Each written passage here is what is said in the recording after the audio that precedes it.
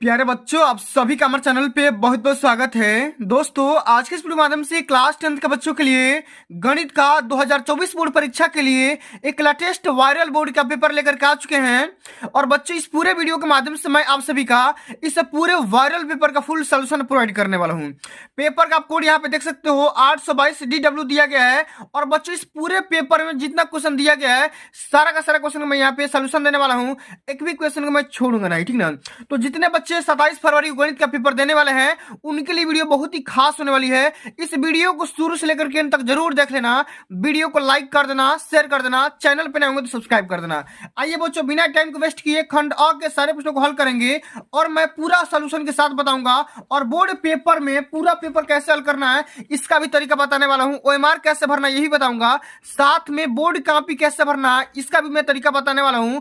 अगर आप बच्चों इतना चीज जान जाते हो तो बोर्ड परीक्षा में 70 में 70 स्कोर कर सकते हो, इसकी मैं गारंटी ले सकता हूं। तो ये बच्चों, सबसे पहले हम यहाँ पे खंड अ के सारे प्रश्नों को बिना टाइम को वेस्ट किए हल करते हैं। तो सबसे पहला यहाँ पे क्वेश्चन पूछा गया है कि निम्नलिखित में से परिमेय संख्या क्या है। तो बच्चों, सबसे पहले आपको समझना होगा कि भाई परिमेय संख्या होती क्या है। तो आप ऑब्वियसली जानते भी हैं कि परिमेय संख्या ऐसी संख्या है जो P अपान Q के रूप में आसानी से व्यक्त किया जा सकता है। और जहां पे Q does not is equal to zero, जहां पे Q का मान कभी भी जीरो नहीं होना चाहिए, उस संख्या को हम क्या बोलेंगे? परिमेय संख्या बोलेंगे। तो सबसे पहला हमारा ऑप्शन दिया गया है रूट में 9। क्या दिया गया है? रूट में 9 दिया गया है। अच्छा बच्चों, रूट में 9 दिया गया, इसका मतलब क्या होगा कि रूट में हम जोड़ा लगा सकते हैं 3 इंटू 3 का।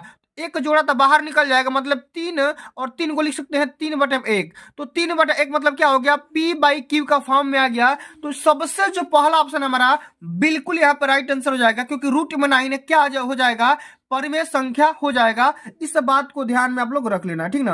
अब चलो, अगला क्वेश्चन क्या पूछा गया है कि रैखिक समीकरण युग्म x + y = 10 और x - y = 4 का हल होगा। तो बच्चों, ये भी क्वेश्चन पेपर में कई बार पूछा जा चुका है। आपको x और y का मान बताना है, तो कैसे हल करेंगे? सबसे पहले यहाँ पे लिखो x + y = यहाँ पे 10 दिया है, और यहाँ पे x - y = यहाँ पे 4 दिया गया है।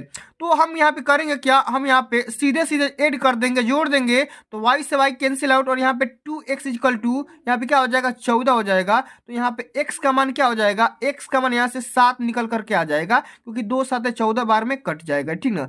x का मान तो 7 आ गया, और x का मान किसी भी इक्वेशन में, फर्स्ट इक्वेशन या सेकंड इक्वेशन में रख दोगे तो आपका y का मान आ जाएगा। तो यहाँ पे देखो, मैं यहाँ पे पहले इक्वेशन में रख दे रहा हूँ। तो x का मान जैसे ही 7 रखोगे तो 7 + y = 10। यहाँ पे देखो 7 + y = 10। तो y का मान क्या हो जाएगा? 10 - 7 क्या हो जाएगा? 10 - 7, यानी कि y का मान क्या आ जाएगा?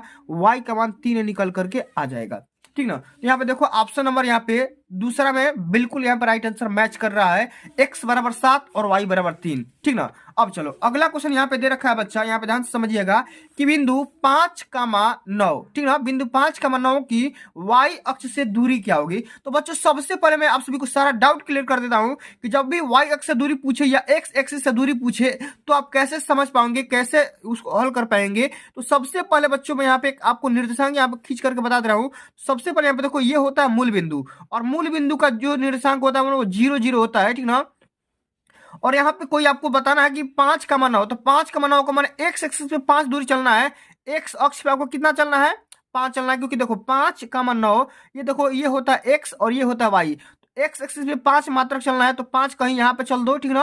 उसके बाद y पे 9 चलना है, तो y पे ऊपर 9 जाओ, ठीक ना, y पे ऊपर 9 जाओ। तो ये तो हो गया आपका पॉइंट। अगर इसी दोनों पॉइंट कहीं भी अगर मैच करेंगे, देखो इसको सामने से मिलाओ, ठीक ना, और इसको भी सामने से मिलाओ, ठीक ना, ऊपर से। तो ये जो पॉइंट होगा ना बच्चों, इसी को हम क्या बोलेंगे? 5,9 बोलेंगे। लेकिन आपसे क्वेश्चन क्या कर रहा है? क्वेश्चन बोल रहा है कि y अक्ष से दूरी कितनी होगी।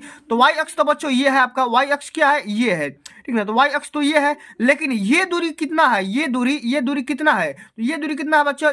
जितना दूरी ये होगा ना, उतना ही दूरी ये होगा, 5 मात्रक। क्या हो जाएगा? तो 5 मात्रक हो जाएगा। अगर मीटर सेंटीमीटर कुछ भी दिया रहता है ना, तो हम मात्रक नहीं लगाते। लेकिन अगर से यहाँ देखो y अक्ष से जो दूरी होगा कितना हो जाएगा? 5 मात्रक हो जाएगा। ऑप्शन नंबर यहाँ पे तीसरा बिल्कुल यहाँ पे राइट आंसर हो जाएगा, ठीक ना। अब चलो, अगला क्वेश्चन क्या दे रखा है कि यदि एक समबाहु समकोण त्रिभुज की एक भुजा 5√2 सेंटीमीटर है, तो इसके कर्ण की लंबाई ज्ञात करो। तो बच्चों, यहाँ पे ध्यान से समझो, एक फार्मूला होता है। एक फार्मूला क्या होता है कि समबाहु त्रिभुज का, यहाँ पे देखो मैं लिख भी दे रहा हूं, ठीक ना, समबाहु त्रिभुज का, ठीक ना, समबाहु त्रिभुज का कर्ण या विकर्ण अगर हम बात करेंगे, कर्ण हो या विकर्ण हो सेम टू सेम वही होता है। कर्ण जो होता है √2 गुणे भुजा होता है। क्या होता है? √2 गुणे भुजा होता है। अच्छा, √2 तो सामने से दिया ही है, और भुजा यहाँ पे क्या दिया गया है? भुजा बच्चों यहाँ पे दे रखा है 5 √2 दे रखा है। क्या दे रखा है? 5 √2 दे रखा है। तो कैसे हल करेंगे ध्यान से समझिएगा बाबू आप लोग, ठीक ना। चलो चलो, यहाँ पे 5 लिख दो, यहाँ पे 5 और यहाँ पे करड़ी में 2, तो करड़ी में 2 और करड़ी में 2, ये क्या हो जाएगा? 2 हो जाएगा। तो 5 गुणे 2 हो जाएगा, तो कुल मिलाकर क्या हो जाएगा? 10, ठीक है। क्या हो जाएगा? 10 सेंटीमीटर, या मीटर में जो भी दिया है, सेंटीमीटर दिया है तो सेंटीमीटर रख लो, तो क्या हो जाएगा? 10 सेंटीमीटर निकल करके आ जाएगा, ठीक ना। ऑप्शन नंबर पहला बिल्कुल राइट आंसर होगा। अब चलो अगला जो क्वेश्चन दे रखा है बाबू, sine square 18 degree minus cos square 72 degree का मान बताना है। तो बच्चों सबसे पहले मैं आपको एक बात और बताना चाहता हूं कि देखो साइन डिग्री, देखो साइन थीटा, ठीक है, साइन थीटा पर क्या होता है? ये होता है कॉस 90 माइनस थीटा, ठीक ना। ये होता है साइन थीटा बराबर होता है cos 90 माइनस थीटा। तो cos 90 माइनस थीटा बराबर क्या हो जाएगा? Sine theta. तो ये एक फार्मूला होता है, इसको याद रखना, ठीक ना, इसको याद रखना। अब बच्चों देखो यहाँ पे सबसे पहले थीटा का मान 18 डिग्री रख लो, तो साइन 18 डिग्री, देखो यहाँ पे साइन 18 डिग्री अगर यहाँ पे रखोगे तो क्या हो जाएगा? cos 90 डिग्री अब माइनस 18 डिग्री, तो अभी तो हो जाएगा साइन थीटा। थीटा के जगह पे 18 रखे हो तो यहाँ पे साइन थीटा हो जाएगा। लेकिन अगर हम इसी को बात करेंगे तो साइन 18 डिग्री बराबर, अगर कास के पद में रखेंगे तो कास 72 डिग्री के मान के बराबर होगा। तो साइन 18 का मान किसके बराबर होगा? कास 72 के मान के बराबर होगा। तो बच्चों यहाँ पे करेंगे क्या? साइन 18 की जगह पे कास 72 रख दो, ठीक ना। स्क्वायर भी करोगे तो सेम उसका मान वही आएगा, ठीक ना।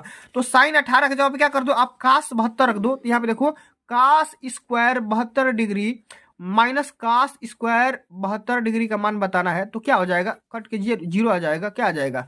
कट करके जीरो आ जाएगा। क्या आ जाएगा? जीरो आ जाएगा। बहुत ही सिंपल सा भाई क्वेश्चन दिया है, ठीक ना। तो अब की बार पूरा का पूरा नंबर स्कोर करेंगे, एक भी क्वेश्चन को छोड़ेंगे नहीं, ठीक ना। अब चलो अगला क्वेश्चन क्या दे रखा है कि किसी धनात्मक समपूर्णांक p के लिए प्रत्येक धनात्मक विषम पूर्णांक का रूप किस प्रकार का होगा, ये आपको बताना है। तो ये तो आसानी से कर सकते हो। जो जब भी कोई भी धनात्मक समपूर्णांक होगा ना, जैसे मान लो यहाँ पे p रख लो, तो उसका जो अगर हम बात करेंगे तो फिर विषम पूर्णांक लाने के लिए क्या करेंगे? p+1 कर देंगे। क्या करेंगे? p+1 कर देंगे। अच्छा, ऐसा क्यों करते हैं? कोई भी आप सम संख्या लो, p का मान कुछ भी लो, जैसे यहाँ पे 2 लो, 4 लो, 6 लो, 8 लो, 10 लो। तो अगर विषम संख्या प्राप्त करना है तो 2 में 1 जोड़ दो, 4 में 1 जोड़ दो, 6 में 1 जोड़ दो, 8 में 1 जोड़ दो, 10 में 1 जोड़ दो, तो क्या आ जाएगा? विषम संख्या आ जाएगा। इसलिए यहाँ पे क्या हो जाएगा? p+1 हो जाएगा, ठीक है। क्या हो जाएगा? p+1 हो जाएगा। इस बात को ध्यान में रख लेना आप लोग। अब चलो अगला क्वेश्चन यहाँ पे दे रखा है बाबू, यहाँ पे ध्यान से देखिएगा आप लोग, ठीक ना। कि क्या बोल रहा है क्वेश्चन कि यदि संख्याओं 7, 8, x, 11, 14 का माध्य x है तो x का मान बताना है, ठीक ना। बहुत ही सिंपल सा क्वेश्चन पूछा गया आप सभी से कि यदि संख्या, देखो यहाँ पे दिया है समांतर माध्य बराबर क्या होता है। तो समांतर माध्य बराबर मैं यहाँ पे एक फार्मूला भी लिख दे रहा हूँ, आपको फार्मूला लिख करके हल करना है, ठीक ना। यहाँ मैं लिख दे रहा हूँ समांतर, ठीक ना, समांतर माध्य बराबर होता है कुल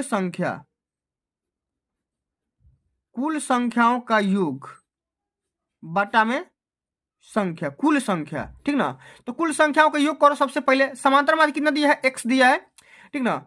समांतर माध्य देखो यहाँ पे x दिया है। अच्छा, कुल संख्या कितना दिया है? देखो 7 + 8 + x + 11 + 14, ये तो हो गया कुल संख्या। कितनी संख्या है? 1 2 3 4 5 है, तो 5 से भाग कर दो। तो ये क्या हो जाएगा? 5x बराबर, इसको जब जुड़ोगे तो 7 8 15 15 25 25 5 30 10 40, तो ये हो जाएगा 40 प्लस में x।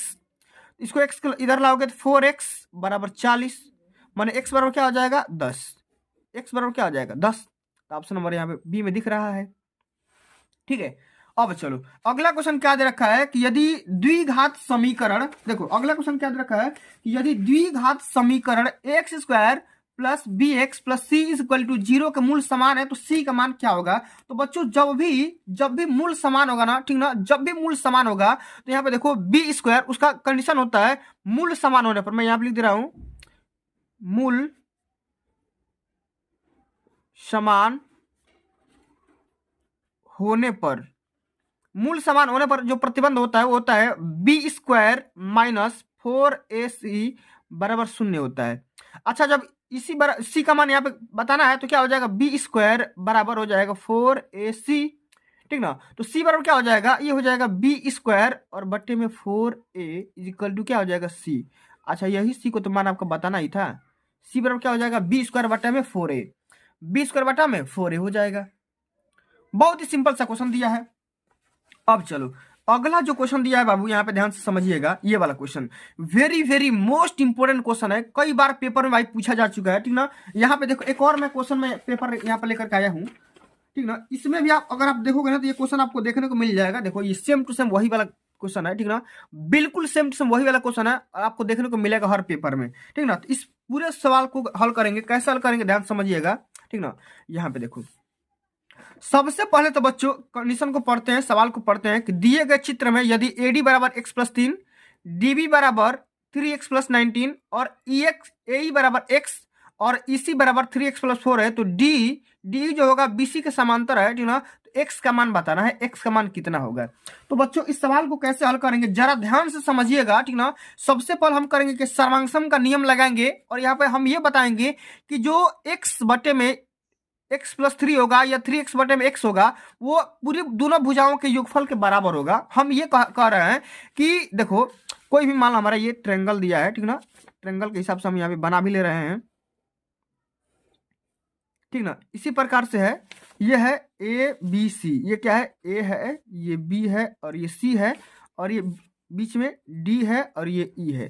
तो कंडीशन पहले लिखो, कंडीशन क्या होगा, कंडीशन होगा बाबू कि AD बटे में AE बराबर AB बटे में AC, ये कंडीशन आपको लगाना पड़ेगा तब तो जाकर के सवाल हल होगा। अच्छा वो कंडीशन भाई लगा देते हैं। अच्छा AD का मान क्या है, AD का मान क्या है, देखो AD का मान दिया गया x+3, ठीक ना, AD का मान दिया गया है x+3, ठीक ना, AD का मान दिया गया x+3 और बटे में AE का मान दिया गया है x, ठीक, बराबर AB का मान क्या दिया गया है, AB का मान अब दोनों को जोड़ दो 3x+19, यहाँ पे देखो इसमें जोड़ दो x+3 में जोड़ दो 3x+19, तब जाकर के पूरा मान निकलेगा। और बटे में AC का मान x तो ये पहले से दिया था, इसमें ये दे दिया है 3x+4, 3x+4 ये। अच्छा किसी को दिक्कत है भाई कहीं बताओ, कहीं पर दिक्कत है तो बताना, क्योंकि भाई मैंने ये पूरा कॉन्सेप्ट ही लिख दिया यहाँ पे। अब इसको गुणा कर लो, त्रिया गुणा कर लो, थोड़ा सा इसको अरेंज कर लेते हैं। ये हो जाएगा x+3 बटे में x बराबर ये क्या हो जाएगा, ये हो जाएगा 4x प्लस में ये 22 बटा में 4x प्लस में 4। अच्छा बारी बारी से आप गुणा कर लेते हैं तो ये क्या होगा, ठीक ना, ये ध्यान से समझो पहले, ये हो जाएगा 4x², ठीक ना, पहले इससे गुणा कर लो, ठीक ना, 4x² प्लस 12x प्लस 4 से आप गुणा करोगे तो ये हो जाएगा 4x प्लस में 12, ठीक ना, बराबर ये क्या हो जाएगा 4x² प्लस 22x। अच्छा 4x से 4x खत्म हो जाएगा, इधर देखो 12×4 16, 16x प्लस में ये 12 बराबर 22x, ठीक ना। अच्छा अब देखो बच्चों यहाँ पे देखो, अब ये देखो ये क्या हो जाएगा, इसको जब इधर लेकर के आएंगे, ठीक ना, इसको क्या करेंगे इधर लेकर के आएंगे तो ये क्या होगा, ये हो जाएगा 22 में से 16 गया तो ये क्या हो जाएगा 6x बराबर हो जाएगा 12, तो x बराबर क्या हो जाएगा 2, x का मान क्या हो जाएगा 2 आ जाएगा, x का मान क्या होगा 2, x का मान 2 सेंटीमीटर हमेशा आता है, ठीक ना, इस बात को ध्यान में रख लेना, कई बार पेपर में पूछा जा चुका है, ठीक ना। अब चलो अगला जो हमारा क्वेश्चन है बाबू, यहाँ पे ध्यान से देखो, 1 से लेकर के 10 तक की धनात्मक सम संख्याओं का समांतर माध्य निकालना है। तो धनात्मक सम संख्याओं का समांतर माध्य का फार्मूला भी होता है, देखो मैं यहाँ पे लिख दे रहा हूँ, समांतर सम संख्याओं का क्या होता है माध्य, ये होता है n+1 या n/2 होता है, क्या होता है n/2 होता है। जब भी सम संख्याओं का समांतर माध्य पूछेगा ना, सम संख्याओं का, मैं यहाँ पे लिख दे रहा हूँ, सम संख्याओं का समांतर माध्य, ठीक ना, समांतर माध्य क्या होता है n/2। अच्छा कितना पूछा है 10 पूछा है ना, तो क्या करोगे आराम से 10/2 कर दोगे, 5 निकल करके आ जाएगा, कितना 5। देखो यहाँ पे तीसरा ऑप्शन में मैच कर रहा है। अब चलो अगला जो हमारा क्वेश्चन है संख्या 156 का अभाज्य गुणनखंड क्या होगा, ठीक ना, इसको ध्यान से समझो। 156 का अभाज्य गुणनखंड निकालना है तो कैसे हल करेंगे, यहाँ पे ध्यान से समझो भाई, समझा दे रहा हूं। 156 अच्छा 156 का हम इस प्रकार से भाज्य गुणनखंड निकालेंगे। 2 से करोगे तो ये 7 और ये 8, फिर 2 से करोगे ये हो जाएगा 2 तिया 6, 2 नवा 18, 3 से करोगे 13 तिया 39, 13 से करोगे कट जाएगा, ठीक ना। इस प्रकार से तो क्या हो जाएगा 2 × 2 × 3 × 13। अच्छा इस प्रकार से दिया है कि 2 का पावर 2 बार दिया है, × 3 × 13 दिया है, इस प्रकार से ऑप्शन में दिया है। तो कौन सा ऑप्शन मैच कर रहा है यहाँ पे देखो, सेकंड ऑप्शन बिल्कुल यहाँ पर राइट आंसर हो जाएगा, ठीक ना। अब चलो अगला क्वेश्चन क्या दे रखा है कि यदि एक वर्गीकृत आंकड़ों का माध्य और बहुलक क्रमशः 24 और 12 है तो इसका माध्य क्या होगा। तो बच्चे एक फार्मूला होता है, एक फार्मूला ये होता है कि बहुलक बराबर क्या होता है, बहुलक को 20 से डिवाइड करेंगे 3 गुणे माध्यिका -2 गुणे माध्य होता है, इसका फार्मूला होता है। तो आपको तो क्या करना है, माध्यक निकालना है। बहुलक दिया है, ठीक ना, माध्य और बहुलक दिया है, ठीक ना। तो बहुलक बराबर यहाँ पे दिया है कितना, बहुलक बराबर दिया है 12, ठीक ना। बहुलक बराबर दे दिया है 12 और 3 गुणे माध्यिका बराबर दिया है, माध्यिका तो आपको निकालना है, तो माध्यिका को m ही रहने दो और -2 गुणे माध्य आपको दिया है कितना 24 यहाँ पर रख लो भाई। तो ये क्या हो जाएगा 12 और प्लस 24 × 48, इसको जोड़ दो भाई, बराबर 3 × m कर दो। अच्छा 12 और 48 को जोड़ोगे तो क्या आ जाएगा 60 आ जाएगा, 60 बराबर 3m, m 3 से 3 कट जाएगा ये 20 बार में, तो m का मान क्या आ जाएगा 20 निकल करके आ जाएगा। m का मान कितना आ गया 20, m का मान क्या आ गया 20 आ गया। देखो ऑप्शन में कोई मैच कर रहा होगा, देखो यहाँ पे मैच कर रहा है, ठीक ना। अब चलो अगला क्वेश्चन हम समझते हैं। अगला क्वेश्चन जो हमारा दे रखा है बाबू कि यदि रैखिक समीकरण युग्म 2x + 3y = 5 और 4x + ky = 10 के अपरिमित रूप से अनेक हल होने का कंडीशन क्या होगा जब k का मान ज्ञात करना है, ठीक ना। तो k का मान कैसे निकालेंगे उसको जरा ध्यान से आप लोग समझिएगा, ठीक ना। यहाँ पे देखो मैं यहाँ पे एक कंडीशन लिख रहा हूँ, ठीक ना, बहुत सारे बच्चों को पता नहीं रहता है, मैं यहाँ पे लिख दे रहा हूँ अपरिमित रूप से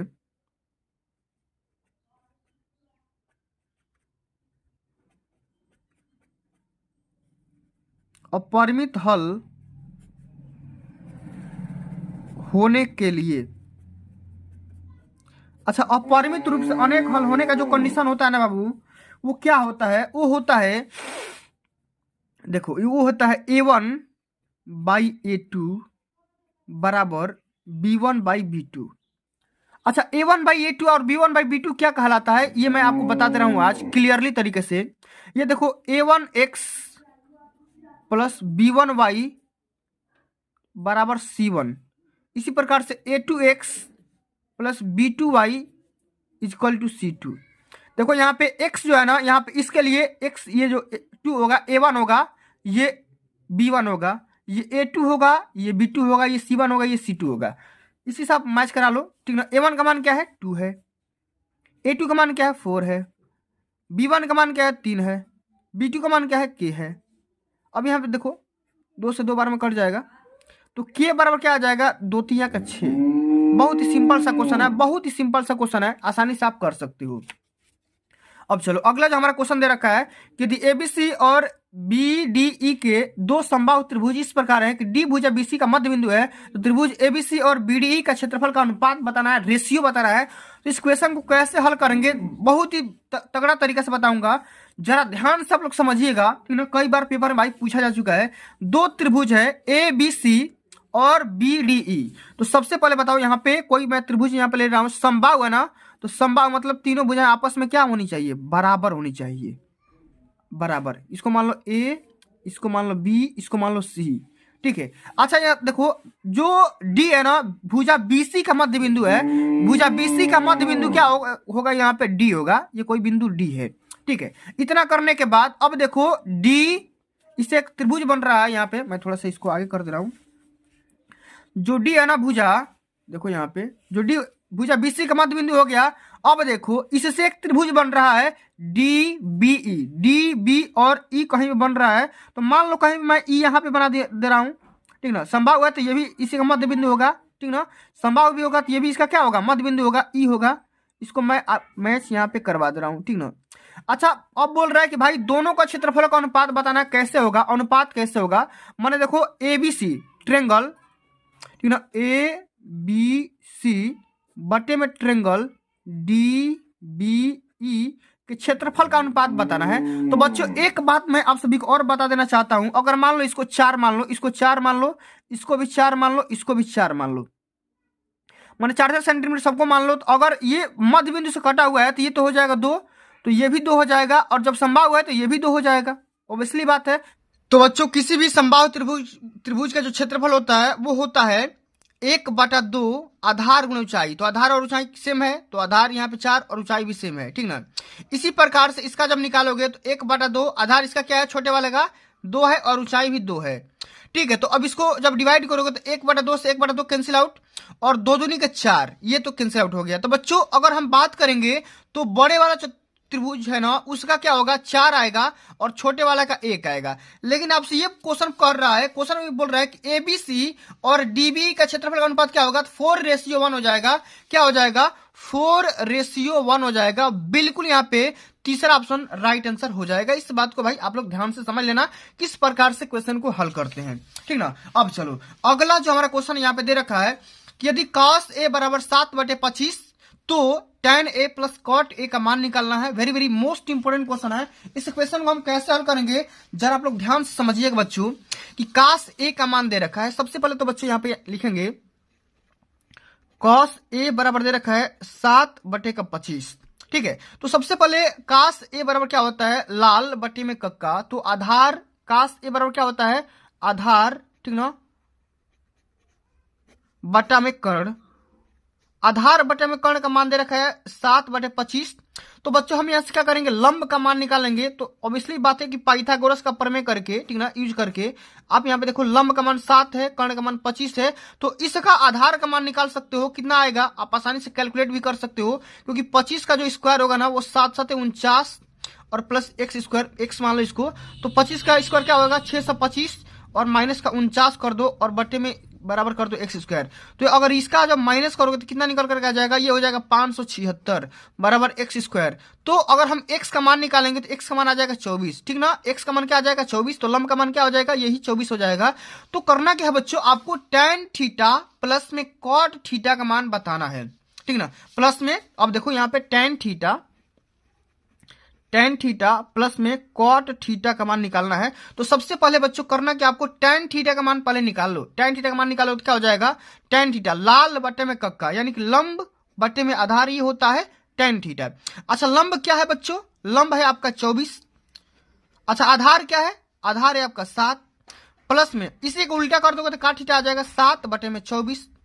अच्छा अब इसको गुणा कर दोगे भाई तो 24 × 24 क्या हो जाएगा, ये हो जाएगा 576, ठीक ना, 576 और प्लस में ये 7×7 = 49 और बटे में 24 आते क्या हो जाएगा 168। आप यहाँ पे देख लेना। अब जब इसको हम करेंगे तो 576 प्लस 49 ये हो जाएगा 625, क्या हो जाएगा 625 बटे में 168। इस प्रकार से हम हल कर लेंगे, ठीक ना। 625 बटे में 168 आएगा। ऑप्शन नंबर यहाँ पे चौथा बिल्कुल यहाँ पे राइट आंसर हो जाएगा। इस बात को ध्यान में भाई रख लेना, इसी तरीके से हल करेंगे, ठीक है। अब चलो अगला जो हमारा क्वेश्चन दे रखा है यहाँ पे ध्यान से समझो कि यदि दो वृत्तों की त्रिज्याएं, ठीक ना, यदि दो वृत्तों की जो त्रिज्याएं हैं वो क्रमशः 4 सेंटीमीटर और 3 सेंटीमीटर दे रखा है, ठीक ना, तो इन वृत्तों के क्षेत्रफलों के योग के बराबर क्षेत्रफल वाले वृत्त की त्रिज्या कितनी होगी ये आपको बताना है, ठीक ना। तो कैसे हल करेंगे जरा ध्यान से समझिएगा आप लोग, ठीक ना, कि दो वृत्तों की त्रिज्या कितना दे रखा है, 4 सेंटीमीटर और 3 सेंटीमीटर दे रखा है। तो सबसे पहले क्या करेंगे, इन वृत्तों के क्षेत्रफलों के योग के बराबर। अच्छा सबसे पहले इसका एरिया निकालोगे तो πr² हो जाएगा। तो πr² मतलब 16 पाई, प्लस में इसका 9 पाई और क्या हो जाएगा ये 25 पाई हो जाएगा। और यही ये क्या हो जाएगा किसी एक दूसरे माने बराबर हो जाएगा। तो पाई से पाई कैंसिल आउट, r² के बराबर क्या हो जाएगा 25, तो r का मान क्या हो जाएगा 5। ये नया वाला वृत्त हो गया, बड़ा वाला वृत्त आ गया, ठीक ना। तो क्या करना है, इसी का मान बताना था, ठीक ना। इसकी त्रिज्या क्या हो जाएगी 5 सेंटीमीटर हो जाएगी। अब चलो अगला क्वेश्चन यहाँ पे क्या दे रखा है, ध्यान से समझो जरा कि द्विघात समीकरण x² - 3x - 10 = 0 के मूल क्या होंगे ये आपको बताना है। तो बहुत ही सिंपल सा क्वेश्चन पूछा गया है। x² - 3x - 10 = 0 दिया गया है, ठीक ना। तो इसका मूल बताना है, x का मान बताना है। x के दो मान निकलेंगे, ऐसे होगा यहाँ पे, देखो x² 5 और 2 का कॉम्बिनेशन लोगे तो -5x प्लस 2x माइनस 10 बराबर 0। ठीक ना, तो यहाँ पे क्या होगा, अब यहाँ पे कॉमन कर लो, x कॉमन करोगे तो क्या बच जाएगा, x माइनस का 5 प्लस 2 कॉमन कर लोगे तो x माइनस 5 बराबर 0। अब देखो दोनों में कॉमन यहाँ पे दिख रहा है, तो भाई x माइनस 5 एक में कर लो और एक में x प्लस 2 कर लो बराबर 0। तो अगर बारी बारी से 0 करते हैं तो क्या हो जाएगा, x प्लस 5 बराबर 0, तो x बराबर माइनस 5, सॉरी ये माइनस है तो यहाँ पे प्लस 5 हो जाएगा, और x प्लस 2 बराबर 0, तो x बराबर माइनस का 2। ठीक ना, तो x का 2 माना गया, एक तो आ गया 5, एक आ गया माइनस का 2। ठीक ना, इस प्रकार से करेंगे तो एक 5 एक माइनस 2। ठीक ना, यहाँ पे दिख रहा है। अब चलो अगला क्वेश्चन यहाँ पे ध्यान से समझिएगा। एक यदि समतल मैदान पर एक मीनार की छाया की लंबाई उसकी ऊंचाई की √3 गुनी है तो सूर्य का उन्नयन कोण कितना डिग्री होगा, ये आपको बताना है। ठीक ना, तो सबसे पहले बच्चों यहाँ पे ध्यान से समझो, कोई भी एक समतल मैदान है और एक मीनार है। ठीक ना, जिसे मान लो एक मीनार है, छोटी है। अब देखो इसकी जो छाया की लंबाई है ना, छाया की लंबाई इस प्रकार से होती है। ठीक ना, ये जो लंबाई है, ठीक ना, इसकी ऊंचाई की √3 गुनी है। अगर मान लो इसकी ऊंचाई x है ना, तो ये जो लंबाई है ना √3x है। ठीक ना, तो इसको मैच भी करा देते हैं ताकि हमारा एक समकोण त्रिभुज बन जाए। अब कह रहा है क्या, अब कह रहा है कि सूर्य का उन्नयन कोण बताना है। भाई ये उन्नयन कोण बताना है कितना डिग्री का होगा। तो हम यहाँ पे अभी जस्ट एक फार्मूला बताया था कि tan थीटा बराबर होता है लंब बटा में आधार। भैया लंब कितना है x और बटा में आधार कितना है, √3x है। तो ये क्या हो जाएगा, x कैंसिल आउट तो 1 बटा में √3 बच जाएगा। और ये कितने डिग्री का मान होता है, तो tan 60 डिग्री का भाई, सॉरी यहाँ पे 30 डिग्री का मान होता है। ठीक ना, ये ठीक ना, ये कितना डिग्री का मान होगा, tan 30 डिग्री, और tan से tan कैंसिल आउट तो थीटा का मान क्या हो जाएगा, 30 डिग्री निकल करके आ जाएगा। ठीक ना, 30 डिग्री। अब चलो अगला क्वेश्चन क्या है कि 45 सेंटीमीटर ऊंचाई और 4 सेंटीमीटर व्यास वाले एक धात्विक ठोस बेलन को पिघला करके नए बनाए गए 6 सेंटीमीटर व्यास के ठोस गोले की संख्या कितनी होगी, ये आपको बताना है। तो सबसे पहले यहाँ पे देखो बेलन का, ठीक ना, बेलन का जो आयतन होता है, सबसे पहले बेलन का आयतन से डिवाइड कर दो। ठीक ना, जो भी आपका व्यास का, सॉरी यहाँ पे गोला का आयतन से आपको पता चल जाएगा। तो यहाँ पे देखो जो बेलन होता है उसका आयतन क्या होता है, उसका आयतन होता है πr²h। ठीक ना, यहाँ पे देखो πr² h से डिवाइड करना है। ठीक ना, अब किसके आयतन से, गोला का आयतन। गोला का आयतन क्या होता है, 4/3। ठीक ना, 4/3 होता है, πr³ होता है। ठीक ना, ये होता है। अब चलो बच्चों करना क्या है कि जो गोला है ना उसका व्यास दे रखा है 6 सेंटीमीटर, तो इसका त्रिज्या कितना आ जाएगा, 3 सेंटीमीटर। ठीक ना, इसका व्यास है बेलन का 2 सेंटीमीटर, तो त्रिज्या कितना आ जाएगा, 2 सेंटीमीटर आ जाएगा, 4 व्यास है तो। ठीक ना, ऊंचाई है तो ऊंचाई तो सेम ही रहेगा भाई। अब देखो यहाँ पे पाई से पाई तो पहले कैंसिल आउट करा दो। ठीक ना, अब देखो r² का मान, उसमें r क्या था, उसमें r था बच्चों यहाँ पे 2। ठीक ना, तो r² का मान क्या आ जाएगा, 4 आ जाएगा। h का मान क्या है 45, तो 45 रख दो बट्टे में 4 बटा में 3 गुणे r का मान क्या है, इसमें r का मान 3 है, तो 3 गुणे 3 गुणे 3। अच्छा 3 से 1 3 कैंसिल आउट, और 9 पचे 45 और 4 से 4 कैंसिल आउट, तो यहाँ पे बच गया केवल 5। तो जो भी गोला बनेगा, ठीक ना, वो कितना बनेगा, 5 को बन जाएगा, 5 बन जाएगा, कितना बनेगा, 5 बनेगा। ठीक है, अब चलो अच्छा अगला क्वेश्चन क्या है, जो कि अंतिम नंबर क्वेश्चन है कि यदि एक त्रिभुज एबीसी का समबाहु त्रिभुज इस प्रकार है कि एडी भुजा बीसी पर लंब है तो AD² किसके बराबर होगा। Very very most important question है। कैसे हल करेंगे इसको जरा ध्यान से समझिएगा आप लोग। ठीक ना, इसको जरा ध्यान से आप लोग समझिएगा कि एक त्रिभुज है। ठीक ना, कोई भी एक यहाँ पे मैं त्रिभुज क्रिएट कर दे रहा हूं। ठीक ना, A B और C। ठीक ना, अब देखो जो भुजा AD है ना, भुजा AD है BC पर लंब है। BC पर लंब क्या है, भुजा AD इस प्रकार से है। ठीक है, इस प्रकार से भुजा AD BC पर लंब हो गया। अब देखो AD² किसके बराबर होगा, इसका स्क्वायर निकालना है, और ये किसके बराबर होगा ये आपको बताना है। तो बच्चों एक बात और ध्यान से समझो, यहाँ पे जरा ध्यान से एक बात मैं आपको बताना चाहता हूं कि अगर हम बात करेंगे DC बराबर, ठीक ना, यहाँ पे देखो मैं लिख दे रहा हूं कि जो DC होगा ना, DC होगा भुजा BC का आधा होगा, मध्य बिंदु होगा। ठीक ना, ये आप लोग जानते होंगे, क्वेश्चन में लिखा भी गया है। ठीक ना, इतना चीज दे रखा है। अच्छा एक फार्मूला लगाओ कि जो ये इसको मान लो कर्ण, ठीक ना, या इसको AC को मान लो कर्ण। ठीक ना, AC को क्या मान लो, आप कर्ण मान लो। जब ये लंब है तो भाई, तो इसको आप कर्ण मान लो या आप इसको कर्ण मान लो। ठीक ना, इसको कर्ण मान लो, कोई दिक्कत नहीं है, दोनों में से किसी एक को कर्ण मान लो। ठीक ना, अच्छा कर्ण जब मान लेते हैं तो ये क्या होता है, फायदा कोरस का प्रमेय से कि जो भुजा AC है ना उसका स्क्वायर करो तो भुजा एडी का स्क्वायर प्लस भुजा सीडी का या डीसी का स्क्वायर के बराबर होगा। अच्छा, एक बात और बच्चों मैं आपको बताना चाहता हूं, एक बात मैं आप सभी को और बताना चाहता हूं कि एसी जो होगा ना, एसी, अब देखो एसी के बराबर क्या हो जाएगा, एसी बराबर, ठीक ना, एसी बराबर क्या हो जाएगा, ए बी, ठीक ना। अब चलो बच्चों यहाँ पे एक बात और यहाँ पे ध्यान से समझिएगा आप लोग कि अगर हम बात करेंगे AD plus DC, AD plus DC, एक बात बच्चों यहाँ पे और ध्यान से देखिएगा कि जो डीसी भुजा है वो आप यहाँ पे बीसी लिखो, बीसी लिखो, ठीक है ना, बीसी का मध्य बिंदु लिखो, या आप एसी का भी मध्य बिंदु लिख सकते हो। यहाँ पे एसी का भी आप मध्य बिंदु लिख दोगे तो ज्यादा क्लियर समझ में आएगा, ठीक है ना। अब यहाँ पे देखो एसी बराबर क्या कर सकते हो, 2DC लिख सकते हो ना, एसी बराबर यहाँ पे लिख सकते हो 2D इंटू सी, इतना लिख सकते हो। अब एसी का स्क्वायर कर दो तो इसका भी स्क्वायर करोगे तो क्या हो जाएगा, 4DC स्क्वायर हो जाएगा, क्या हो जाएगा, 4DC स्क्वायर हो जाएगा, ठीक ना। अब चलो बच्चों यहाँ पे दिया है एडी, यहाँ पे कर दो एडी का स्क्वायर, ठीक ना, प्लस में डीसी का स्क्वायर, ठीक है। अच्छा, अब यहाँ पे देखो डीसी का स्क्वायर ये है और डीसी का स्क्वायर ये है, तो इसको लाओगे इधर तो ये हो जाएगा 3DC स्क्वायर बराबर हो जाएगा, ये हो जाएगा एडी स्क्वायर। अच्छा देखो, आपसे यही पूछा था जो एडी स्क्वायर है वो कितने डीसी के स्क्वायर के बराबर होगा, तो हो जाएगा 3DC स्क्वायर के बराबर, 3DC स्क्वायर के बराबर हो जाएगा। यानी कि ऑप्शन नंबर यहाँ पे पहला बिल्कुल यहाँ पे राइट आंसर हो जाएगा, बिल्कुल करेक्ट आंसर यहाँ पे हो जाएगा। तो बच्चों एक भी क्वेश्चन को मैं छोड़ूंगा नहीं, सारे क्वेश्चन को डिटेल में डिस्कस करने वाला है। आइए बच्चों बिना टाइम को वेस्ट किए वीडियो को स्टार्ट करेंगे। उससे पहले क्या करना, वीडियो को लाइक कर देना, चैनल पर सब्सक्राइब कर देना।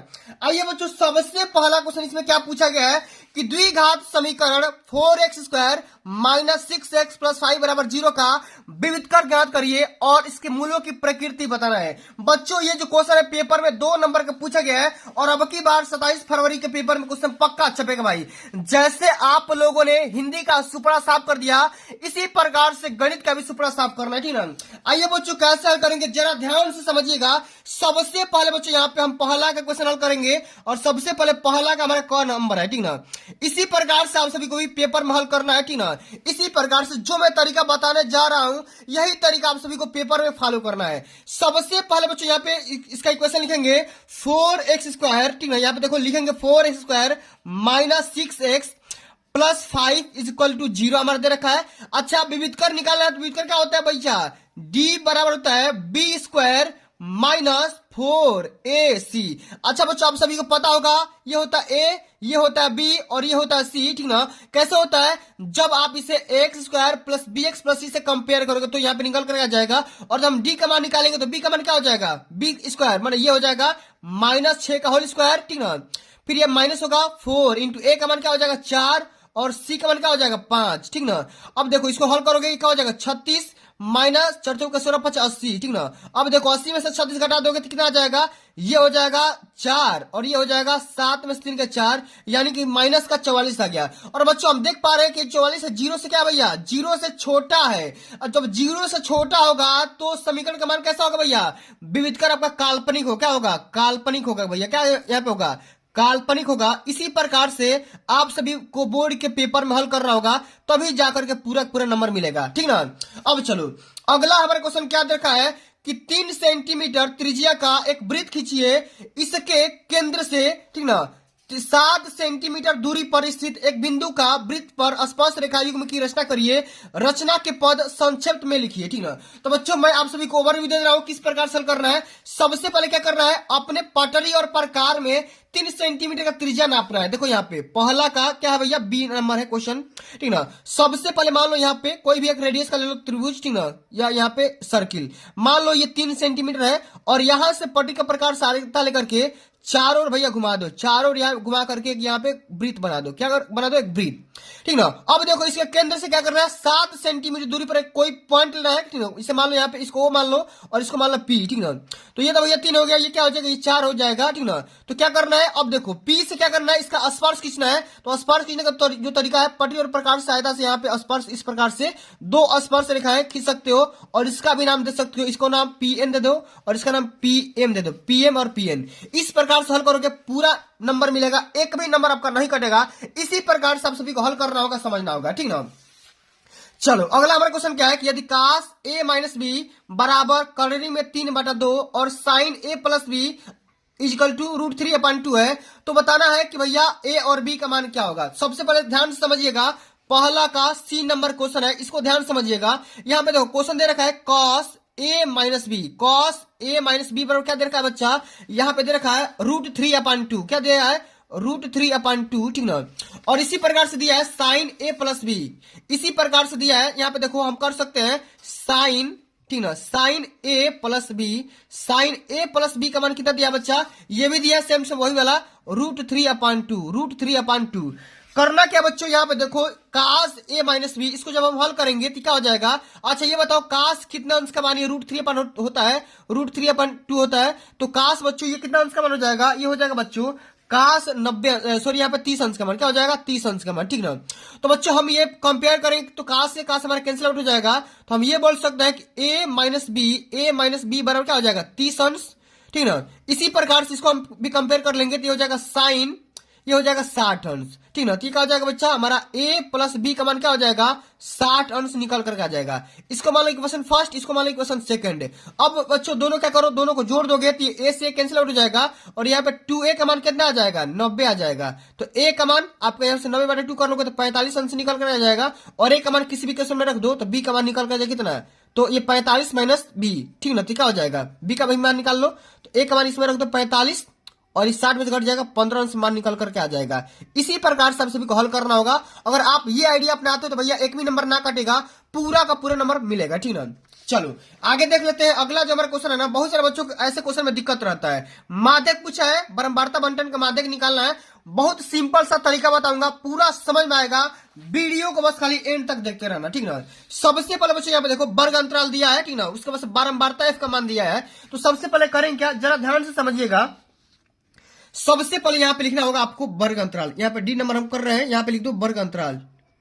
इसी प्रकार से हल करना होगा, ठीक ना। वर्ग अंतराल यहां पे लिख दो और बच्चों यहां पे लिखो बारंबारता, यहां पे लिख दो बारंबारता, कॉलम बनाना, यहां पे लिख दो बारंबारता और इधर लिख दो भैया संचयी बारंबारता, संचयी बारंबारता, ठीक है। अब देखो कॉलम बना लो भैया, कॉलम बना लो। अच्छा वर्ग अंतराल कितने दिया 40 45, ठीक ना। देखो यहाँ पे देखो 40 से लेकर के 45 तक, ये 45 से 50 तक, 50 है ना, हाँ 50 से 55, 55 60, 60 65 पूरा समझो, ठीक ना। उसके बाद क्या दिया है 65 70 और 70 से लेकर के 75 तक, इतना आपको कॉलम में दिया है, वर्ग अंतराल दिया है, ठीक ना, इतना दिया है। अब देखो 2 3 8 6, देखो ये यहाँ 2 3 8 6, ठीक ना। उसके बाद क्या दिया है 6 6 3 2, 6 3 2, ये तो भैया बारंबारता का मान दे रखा है, ठीक ना। इतना करेंगे तो बच्चों अब देखो क्या करना है आपको, यहाँ पे इसका योग पहले निकाल लो, इसका योग निकालोगे, ठीक ना। समेशन ऑफ एफ का मान निकालोगे कितना आ जाएगा 2 3 5 और 8 5 13, 13 6 19, 19 6 25, 25 5 30 हो जाएगा, 30 हो जाएगा। अब इसका संचयी बारंबारता कैसे निकालते हैं, सबसे पहले यहाँ बारंबारता का नाम लिखो, यहाँ पे बारंबारता 2 और जोड़ो इसको, तो 2 3 5, अब इसको जोड़ो 5 और 2, ये हो जाएगा कितना। अब देखो ये देखो 5 और देखो इसको जब जोड़ेंगे हम कितना आ जाएगा, 5 में अब 8 जोड़ो तो ये हो जाएगा 13, अब 13 में 6 जोड़ो तो 13 6 कितना हो जाएगा 6 3 19, ठीक ना। अब 19 में 6 जोड़ोगे तो कितना आ जाएगा 19 और 25 और 25 3 जोड़ोगे तो कितना आ जाएगा 28 और 28 2 30। तो देखो ये संचयी बारंबारता में जो ये मान आता है ना फाइनल मान, ये इसके बराबर होगा, ठीक ना, ये इसके बराबर हो जाएगा। तो आप समझ जाना कि भैया संचयी बारंबारता आप सही निकाले हो। अब बच्चों यहाँ पे देखो n/2 का मान निकालो, क्या करो n/2 का मान निकालो, यहाँ से f का मान इतना दिया ना, n/2 का मान निकालो। n/2 क्या हो जाएगा भैया, n का मान 30 दिया ना, n का मान 30 दिया है तो n/2 का मान 15 हो जाएगा। अभी बता रहा हूं कि क्यों ये n/2 निकाल रहे हो, सब कुछ बताऊंगा, परेशान मत होना, ठीक है। अब बच्चों यहाँ पे समझो कि जो यहाँ पे n/2 15 आ गया ना, अब 15 आ गया तो आपको क्या करना भैया, आपको निकालना है माध्यक। क्या निकालना है माध्यक। अच्छा माध्यक बराबर क्या होता है, देखो यहाँ पे मैं माध्यक का फॉर्मूला लिख दे रहा हूं। माध्यक हम MI से डिनोट करते हैं, MI का जो फॉर्मूला होता है वो होता है बच्चा यहाँ पे क्या होता है, ये होता है n/2 माइनस का c और बटे में होता है आपका स्मॉल f और यहाँ पे गुणे होता है हाइट और यहाँ पे होता है L, यहाँ पे होता है L, ठीक ना। इस प्रकार से आप सभी का फार्मूला होता है। अब बच्चों यहाँ पे देखो L का मान क्या होगा, L का मान क्या होगा, L का मान कैसे निकालेंगे, L का मान निकालने का सबसे पहले फार्मूला समझो। यहाँ पे देखो n/2 का मान 15 दिया ना, अब देखो 15 से बड़ा कौन है, इसमें देखो 15 से बड़ा सबसे बड़ा कौन है, तो 15 से सबसे बड़ा यहाँ पे 19 है। तो क्या करना है, संचयी बराबरता में इसी वाले का जब यहाँ पे आओगे ना पीछे, इसी वाले का जब पीछे आओगे इधर, अब यहाँ पे देखो 1 2 3 4, यहाँ पे देखो 1 2 3 ये वाला आएगा, सॉरी ये नहीं ये वाला आएगा, ठीक ना। तो ये वाला आएगा तो 55 60 वाला आएगा, 55 60। तो हम इस वर्ग अंतराल को लेंगे, क्या करेंगे, हम इस वाले वर्ग अंतराल को लेंगे, ठीक ना। इस वाले वर्ग अंतराल को लेंगे तो हमारा देखो ये वाला एल का मान हो जाएगा, ये वाला हमारा एल का मान हो जाएगा, ठीक ना। एल का मान क्या हो गया, एल का मान हो जाएगा 55, ठीक ना। अब यहां से आपका हाइट निकल जाएगा। हाइट कैसे निकलेगा, तो 60 में से 55 घटा दोगे तो कितना आ जाएगा, हाइट का मान 5 आ जाएगा, कितना, हाइट का मान 5 आ गया। अब देखो एच का भी मान निकल गया, एल का भी मान निकल गया, आपको यहाँ n/2 का भी मान निकल गया। अब आपको सी का मान निकालना है, तो सी का मान क्या होगा बच्चा, सी का मान यहाँ पे बिल्कुल यही वाला होगा, यही आपका क्या हो जाएगा, संचयी बारंबारता हो जाएगा, सी का मान हो जाएगा, सी का ही मान यहाँ पे रख दो, सी का मान यहाँ पे क्या हो जाएगा 19, ठीक ना। इतना करने के बाद अब देखो और किसका मान निकालना है, स्मॉल एफ। स्मॉल एफ का मान क्या होगा, स्मॉल एफ का मान क्या हो जाएगा, स्मॉल एफ का मान बच्चों यहाँ पे देखो ये वाला हो जाएगा, ये वाला स्मॉल एफ का मान ये हो जाएगा, क्योंकि यही वाला तो सीरीज बिलोंग कर रहा है। तो यहाँ पे लिख देंगे स्मॉल एफ का मान 6। अब सबका मान यहाँ पे रख दो भैया, सबका मान यहाँ पे आओ रख देते हैं, आंसर आ जाएगा। और रखते हैं स्मॉल एल का मान क्या है भैया 55, प्लस n/2 का मान क्या है 15, माइनस सी का मान क्या है, सी का मान यहाँ पे 19 है, और बट्टे में कितना भैया स्मॉल एफ का मान क्या है 6, गुणे हाइट का मान क्या है 5। अब यहाँ रख दो भैया, ये हो जाएगा 55, ये हो जाएगा माइनस का 4 बट्टे का 6, तो माइनस का 20, और ये हो जाएगा कितना बट्टे में 6, तो गुणा कर दोगे तो ये हो जाएगा 2 3 के 6 और 2 10 10, ठीक ना। तो ये हो जाएगा 55 माइनस 3.33 कर दोगे, ठीक ना। तो इस प्रकार से 52 दशमलव कुछ निकल करके आ जाएगा, 52 दशमलव कुछ निकल करके आ जाएगा। इस प्रकार से इसका राइट आंसर हो जाएगा, ठीक ना। इसी प्रकार से आप सभी को हल करना होगा। आगे समझ में, चलो आगे बढ़ जाते हैं। अगला हमारा क्वेश्चन क्या पूछा गया है कि 2 अंकों की एक संख्या के अंकों का योग 9 है। 2 अंकों की एक संख्या के अंकों का योग 9 है। इस संख्या का 9 गुना संख्या के अंकों को पलटने से बड़ी संख्या का 2 गुना है, तो वह संख्या बताइए। आइए बच्चों, सबसे पहले हम मान लेंगे कि माना संख्या हमारी जो है x + y है या कुछ भी है। सबसे पहले क्या करेंगे, ई नंबर क्वेश्चन है। सबसे पहले हम मान लेते हैं कि माना संख्या 10x + y है, ठीक ना। x क्या है, इकाई का अंक है, और y क्या है भैया दहाई का अंक है, ठीक ना। इस बात को ध्यान में रखना है, ओके। अब चलो हमारा संख्या मान लिया हमने 10x + y। अब हमारा जो अंकों का योग है ना, अंकों का योग x + y का मान दे रखा है 9, ठीक ना। ये हमारा पहला इक्वेशन है। अब देखो अगला जो हमारा इक्वेशन बोल रहा है कि संख्या का 9 गुना, संख्या हमने ये माना है, ठीक ना। तो देखो यहाँ पे 10x + y का हम 9 गुना जब करेंगे, ठीक ना, तो जब अंकों का पलटेंगे मान तो क्या हो जाएगा 10y, और यहाँ पे प्लस में x हो जाएगा, और इसी के 2 गुना के बराबर होगा। देखो संख्या पर बोल रहा है कि इस संख्या का 9 गुना संख्या के अंकों को पलटने से बड़ी संख्या के 2 गुना के बराबर है, तो वह संख्या निकालना है। सबसे पहले क्या करोगे भैया, इसी के हिसाब से रख देना, और यहाँ पे देखो 90x हो जाएगा, और प्लस में ये 9y हो जाएगा, ठीक ना। ये कितना हो जाएगा 20y प्लस में 2x। अब इसको पक्षांतर कर लो, ये हो जाएगा आपका 88x बराबर ये 11y, 11 बटा 88, यानी कि y बराबर हो जाएगा 8x। y बराबर क्या हो जाएगा 8x। अब y का मान भैया किसी भी क्वेश्चन रख दो, पहले वाला में रख दो, तो इसका हो जाएगा x + 8x बराबर 9 हो जाएगा। y का मान रख दोगे 8x के बराबर, तो ये 9x बराबर 9 हो जाएगा, यानी कि x का मान क्या आ जाएगा 1। x का मान कितना आ गया 1 आ गया। अब x का मान इसमें रख दो, x का मान इसमें रख दो, ये किसी में रख दो, ठीक ना। तो x का मान रखोगे इस वाले इक्वेशन में, इसको दूसरा मान लो, तो y का मान क्या आ जाएगा 8 × 1, तो y का मान क्या आ गया 8 आ गया। अच्छा आपसे बोला है संख्या निकालिए, तो संख्या क्या हो जाएगा, संख्या हमने क्या माना था 10x + y माना थे, तो 10x का मान क्या भैया 1, और y का मान क्या है 8, तो क्या हो जाएगा 10 + 8 18, 10 + 8 क्या हो जाएगा, यही हमारी संख्या हो जाएगी। इसी प्रकार से बच्चों आप सभी को सारे क्वेश्चन को अटेम्प्ट करने होंगे, ओके। चलो आगे देख लेते हैं। अगला हमारा क्वेश्चन पूछा गया है, सेम उसी वाला क्वेश्चन है कि वर्ग अंतराल यहाँ पे दिया गया है और इसमें बहुलक निकालना है। वर्ग अंतराल और बारंबारता दिया गया है, आपको बहुलक निकालना है, ठीक ना। तो बच्चों कैसे हल करेंगे जरा यहाँ पे ध्यान दीजिएगा, और सबसे पहले जो मैंने बात आपको बताया था ना उसी हिसाब से करना है, ठीक ना। बिल्कुल भी घबराना नहीं है, ठीक ना। चलिए समझते हैं बच्चों की कैसे हल करेंगे, जरा ध्यान से समझिएगा। सबसे पहले हम बहुलक का जो फॉर्मूला होता है मैं यहाँ पे लिख दे रहा हूं ताकि आपको समझने में कोई दिक्कत नहीं होगा, ठीक ना। यहाँ पे लिख दे रहा हूं बहुलक, तब जाकर के आपको समझ में ज्यादा आएगा। बहुलक बराबर होता है बच्चों, यहाँ पे देखो स्मॉल एल होता है प्लस क्या होता है f - f1, क्या होता है f - f1, और बटे में क्या होता है यहाँ पे 2f minus f1 minus f2, ठीक ना, और गुणे में ही हो जाता है h। ये बच्चों बहुलक का फार्मूला होता है। अगर आपको ये फार्मूला नहीं पता है तो भैया आप सवाल को हल नहीं कर पाएंगे। अब बच्चों इसमें फाइंड आउट करना है कि एल क्या होगा, एफ क्या होगा, F1 क्या होगा, ठीक ना, फिर F2 क्या होगा, फिर हाइट क्या होगा। अगर आप इतने चीजों को पता कर लेते हैं तो आसानी से कर सकते हो, ठीक ना। तो बच्चों यहाँ पे देखो, यहाँ पे सबसे पहले समझिएगा कि भैया इसमें हाइट क्या होगा। हाइट तो आप आसानी से निकाल सकते हो, 10 में से 0 घटाओगे 10 आ जाएगा, 20 में से 10 घटाओगे 10 आ जाएगा। हाइट का मान तो बच्चों आप आसानी से 10 निकाल सकते हो, ठीक ना। मैं यहाँ पे साइड में लिख दे रहा हूँ, हाइट का मान तो भैया आप 10 निकाल सकते हो आसानी से। लेकिन बच्चों अगर स्मॉल एल की बात करेंगे, एल जो होगा वो क्या होगा, एल। तो एल बच्चों इसमें हो जाएगा 40, एल हो जाएगा कितना 40। अच्छा एल 40 कैसे होगा जरा ये समझिए। देखिए यहाँ पे समझिए कि बारंबारता में सबसे मैक्सिमम वैल्यू किसका दिया है, सबसे मैक्सिमम वैल्यू कौन सा है। तो यहाँ पे देखो आप देख पा रहे हो 20 है, सबसे मैक्सिमम वैल्यू किसका है 20 है।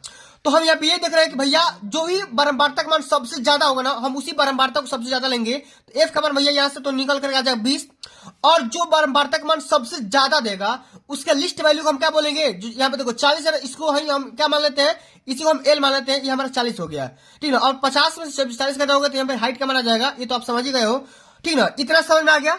अब इतना करने के बाद अब बच्चों आपको F1 निकालना है और F2 निकालना है। तो जस्ट इसके पीछे आ जाओगे, जस्ट इसके पीछे आओगे तो ये आपका हो जाएगा F1 और ये हो जाएगा आपका F2, ठीक है। F1 का मान 12 हो जाएगा, F1 का मान 12 हो जाएगा और F2 का मान 11 हो जाएगा, ठीक ना। ये आपका F है, ये आपका F1 है, ये आपका F2 है। एक अंक पीछे लो, एक अंक बाद लो, ठीक ना। आगे समझ में इतना। अब इसका मान सब रख दो यहाँ पे। तो स्मॉल एल का मान यहाँ पे क्या दिया है 40 प्लस, ठीक ना।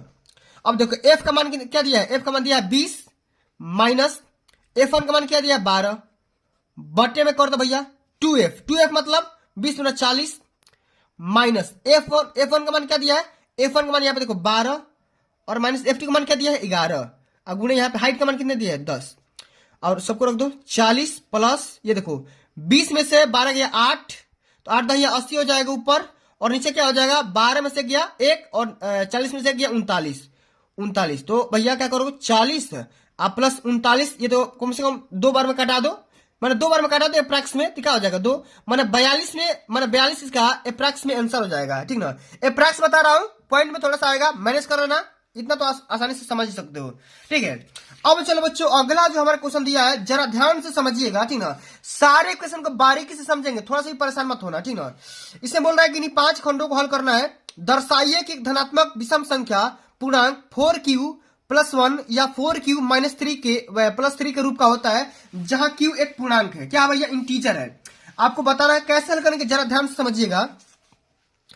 इसमें आपको दर्शाना क्या है कि भैया 4q प्लस 1, ठीक ना। यहाँ पे देखो दूसरा का क्या है, पहला क्वेश्चन 4q प्लस में 1 क्या है भैया, एक क्या है विषम पूर्णांक है, क्या है यही आपको दर्शाना है, विषम पूर्णांक है, आपको ये बात को बताना है, ठीक ना।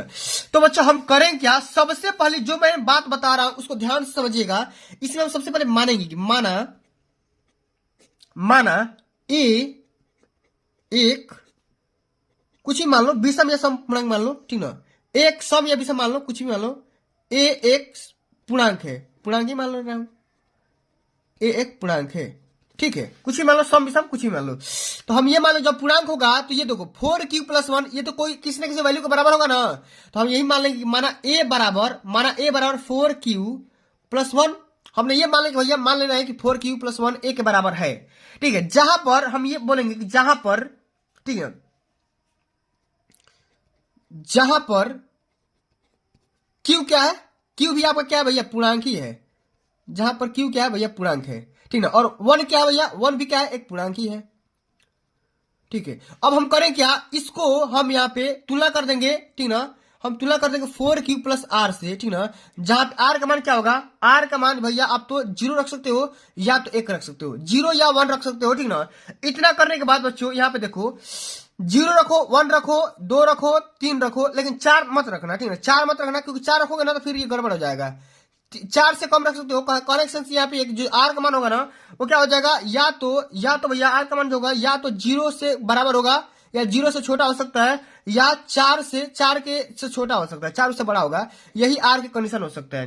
तो बच्चों हम करें क्या कि जो यहाँ पे क्यू है ना, इसका मान एक एक करके रखो, ठीक ना। तो हम यहाँ पे इसलिए बोल सकते हैं कि भैया जो ए का मान होना वो 4Q हो सकता है, या 4Q प्लस में 1 का रूप का हो सकता है। ऐसा क्यों होगा? क्योंकि आर का मान देखो एक रखोगे तो 4Q, अच्छा मान लो आर का मान जब 1 रखोगे, 2 रखोगे, 3 रखोगे, 4 रखोगे, तो यहाँ पे देखो अगर इसको अगर सब मानोगे तो ये क्या हो जाएगा? मान लो ये सब मान लो, इसको मान लो 4 मान लो, 4Q का मान 1 ही मान लो, और आर का मान 1 रखोगे तो ये क्या हो जाएगा? 4 प्लस क्या हो जाएगा? 1। ये 5 का रूप आ गया कि नहीं? ये विषम आ गया कि नहीं? इसी प्रकार से कुछ ही मान रखोगे तो क्या हो जाएगा? विषम का रूप होगा। इसी प्रकार से इतनी सीधा में लिख देना, पूरा पूरा नंबर यहाँ से मिल जाएगा, ठीक ना। अब चलो अगला हमारा क्वेश्चन दिया है 867 और 255 का मसा यूक्लिड विभाजन एल्गोरिथम का प्रयोग करके ज्ञात करिए। तो बच्चों ये जो क्वेश्चन है पेपर में हमेशा पूछा जाता है, यूक्लिड विभाजन एल्गोरिथम यूज करना है और बताना है। सबसे पहले बच्चों यूक्लिड विभाजन प्रमेय का इस्तेमाल करने के लिए सबसे पहले आपको हल करना पड़ेगा इस प्रकार से। बी नंबर क्वेश्चन है, ठीक ना। यहाँ पे लिखेंगे 867 जो है ना वो क्या है भैया? 255 से बड़ा है, ठीक ना। 255 से क्या है? बड़ा है, ठीक ना। जब बड़ा होगा तभी जाकर हम मसा निकालेंगे, ठीक ना। अब बच्चों यहाँ पे करें क्या? हम इसको मान लेंगे ए बराबर, हम मान लेंगे बी क्यू प्लस आर का फॉर्म होता है। ए बराबर बी क्यू प्लस आर का फॉर्म होता है। इसी के रूप में हम तोड़ेंगे, ठीक ना। इसी के रूप में तोड़ेंगे। ए क्या होता है? ए आपका ये होता है, ये आपका 867 हो जाएगा। और देखो बी क्या होता है भैया? बी आपका ये होता है 255। और 255 में कितना से गुणा करोगे कि 867 आ जाएगा, नहीं तो उससे कम आएगा। तो भैया आप 3 से गुणा कर लो। 3 से गुणा करोगे तो क्या हो जाएगा? 25 या 75, माने क्या आ जाएगा? गुणा कर लो। 3 बजे 15 के 5 और 3 बजे 15 के 16 और 3 दूना 6 एक 7, 765 आ गया। और 765 इसमें से घटा दोगे तो क्या आ जाएगा? यहाँ पे आ जाएगा 2 और यहाँ पे आ जाएगा 0 और यहाँ पे आ जाएगा 102, ठीक ना। 102 आ गया, ठीक ना। 102। अब बच्चों फिर क्या करेंगे? फिर हम इसको अब ए मानेंगे, ठीक ना। ये आपका हो गया पहला चरण। दूसरा चरण में हम इसको अब लेंगे, ठीक ना। 255 को लेंगे। 255 बराबर क्या करेंगे? अब 102 से भाग करेंगे। 102 गुणे 2 प्लस 204 हो गया। अब 204 इसमें घटा दो। 204 इसमें घटाओगे तो क्या हो जाएगा? 1 और ये 41। 41 बार में कट जाएगा। फिर हम क्या करेंगे? 102 को हम तीसरा चरण में क्या करेंगे भैया? मानेंगे 102 बराबर क्या करेंगे? 41 गुणे 12, 2 बार में ही जाएगा तो ये हो जाएगा 82। तो यहाँ पे बच गया कितना? 20, ठीक ना। 82 हो गया तो ये 20 बच गया। चौथा चरण में क्या करेंगे? फिर हम इसको मानेंगे 41 बराबर 20 गुणे 2 प्लस में 1, ठीक। अब यहाँ पे देखो 20 बच गया। जब तक करेंगे जब यहाँ पे आर का मान 0 ना हो जाए तब तक करते जाएंगे, ठीक ना। अब यहाँ पे देखो यहाँ पे पांचवा चरण में क्या करेंगे? 20 बराबर यहाँ पे अब इससे भाग करेंगे तो 1 गुणे 20 बार में चला जाएगा और अंत में आपका 0 बच जाएगा। तो बच्चों यही जो मान होता है ना, ये जो मान होता है ना, यही क्या होता है? यही आपका क्या हो जाएगा? मौसा हो जाएगा। क्या हो जाएगा भैया? मौसा हो जाएगा। तो मौसा क्या निकल कर आ जाएगा? आगे आ जाएगा मौसा आपका एक निकल करके आ जाएगा। आ गया कि ना समझ में? आ गया होगा तो भैया लाइक जरूर करना, ठीक ना। चलो अगला हमारा क्वेश्चन क्या दिया है? एक सीधा राजमार्ग एक मीनार के पाद तक जाता है। मीनार के शिखर पर खड़ा एक आदमी एक कार को 30 डिग्री के अवनमन कोण पर देखता है जो कि मीनार के पाद की ओर एक समान चाल से जाती है। 6 सेकंड बाद कार का अवनमन कोण 60 डिग्री हो जाता है। तो बिंदु से मीनार की पाद तक पहुंचने में कार के द्वारा लिया गया समय बताइए। तो बच्चों बहुत ही सिंपल सा क्वेश्चन है, आसानी से करेंगे। सबसे पहले आपको फिगर बताने की कोशिश कर रहा हूं। इसे मान लो यहाँ पे क्या है? ये है दूसरा रेखा का बी नंबर क्वेश्चन, ठीक ना। सबसे पहले मान लो यहाँ पे एक मीनार मान लो, ठीक ना। ये मीनार मान लो और इसको सड़क मान लो, ठीक ना। इसको क्या मान लो भैया? सड़क, ठीक ना। ये आपका सड़क है, ये आपका मीनार का जो ऊपरी चोटी है। और मन क्या कोण क्या होता है भैया? यहां से इंसान क्या कर रहा है? इस कार वाले आदमी को देख रहा है, ठीक ना। ये जो आदमी है ना इस कार वाले आदमी को देख रहा है, ठीक ना। और इसी का जो ऑनमन कोण क्या होता है भैया? यहां से यहां तक बनाएगा कोण। तो जितना कोण ये होगा ना, जितना कोण कितना है? 30 डिग्री का है, 30 डिग्री। तो जितना कोण ये होगा ना उतना ही कोण ये भी होगा, ठीक। कोई दिक्कत, कोई परेशानी, कोई समस्या नहीं। अब देखो 6 सेकंड चलने के बाद, 6 सेकंड चलने के बाद कुछ दूरी तय करेगा ना, कुछ दूरी तय करेगा। और इसका जो अनुमान कोण है ना, 6 सेकंड चलने के बाद कुछ अनुमान कोण यहाँ पे 60 डिग्री हो जा रहा है। कितना हो जा रहा है भैया? 60 डिग्री हो जा रहा है। कितना हो जा रहा है? 60 डिग्री। यहां से लेकर यहां तक 60 डिग्री बना रहा है। ये 60 डिग्री ये भी हो गया 6 सेकंड चलने के बाद। 6 ये सेकंड है, ठीक ना। तो करना क्या है आप सभी को? यहां से लेकर के यहां तक, यहां से लेकर के यहां तक पूछा जा रहा है किस बिंदु से मीनार के पाद तक पहुंचने में कितना समय लिया जाएगा। यहां से लेकर के यहां तक कुल कितना टाइम लगेगा ये आपको बताना है। आगे समझ में? तो सबसे पहले हम क्या करेंगे? मीनार की ऊंचाई मान लेंगे h और यहां पे हम फार्मूला लगाएंगे tan थीटा। क्या निकालेंगे बचुआ? tan theta. तो tan 30 अंश मान निकालोगे तो लंब बटा आधार क्या होता है? लंब बटा में आधार होता है। हाँ जी, तो tan थीटा बराबर क्या होता है? लंब बटे में आधार, और आधार यहाँ पे क्या हो जाएगा? t इसको मान लो और इसको x मान लो, तो क्या हो जाएगा? x प्लस टी हो जाएगा। ठीक, अब देखो यहां से लेकर के यहां तक 6 टाइम लगा था, तो x प्लस यहाँ पे इसको मान सकते हो, 6 भी मान सकते हो, ठीक है, क्योंकि भैया ये 6 सेकंड चल दिया था, ठीक ना, ये दूरी। सॉरी यहाँ पे देखो, यहाँ पे h बटे में इसको डिस्टेंस को मान लो, यहाँ पे इसको x मान लो और इसको y मान लो, क्या हो जाएगा? x प्लस वाई हो जाएगा। ठीक है, अच्छा tan थीटा का मान क्या होता है? tan 30 अंश का मान क्या होता है बच्चा? ये होता है 1/√3। क्या होता है बच्चा? 1/√3। और ये होता है h बटा में x प्लस वाई। x बटा में क्या होता है? x plus y. अब देखो यहाँ पे हम निकाल सकते हैं x प्लस वाई बराबर क्या हो जाएगा? √3h हो जाएगा। इतना हो जाएगा, इसको हम इक्वेशन फर्स्ट मान लेंगे। इसी प्रकार से हम tan 60 अंश का फार्मूला लगाएंगे। ये क्या हो जाएगा? इसमें इस वाले ट्रिंगल में देखेंगे तो ये हो जाएगा लंब बटा में आधार, ये आपका हो जाएगा y। तो tan थीटा का मान क्या होता है भैया? tan 60 अंश का मान ये होता है √3 बटा में h बटा में y। तो h बराबर क्या हो जाएगा? √3y हो जाएगा।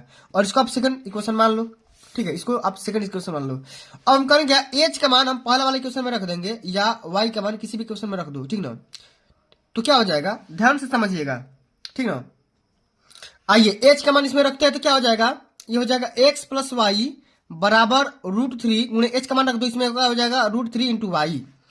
ये हो जाएगा बच्चों x प्लस वाई बराबर हो जाएगा 3y हो जाएगा कि नहीं। अब इसको खेद दो उधर तो क्या हो जाएगा? 2y हो जाएगा। यानी कि x और y में क्या हो जाएगा भैया? इतना का संबंध हो गया। हम ये बोल सकते हैं कि x बटे y बराबर क्या हो जाएगा? 2 बटे 1 हो जाएगा, यानी x का मान 2 और y का मान 1 हो जाएगा। ठीक है, इतना आ गया समझ में। अब बच्चों करना क्या आप सभी को?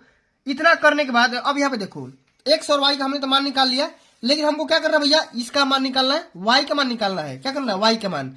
तो बच्चों यहाँ पे देखो x को यहाँ पे इतना टाइम लगेगा, तो y को क्या लगेगा? 1 सेकंड लगेगा। कितना?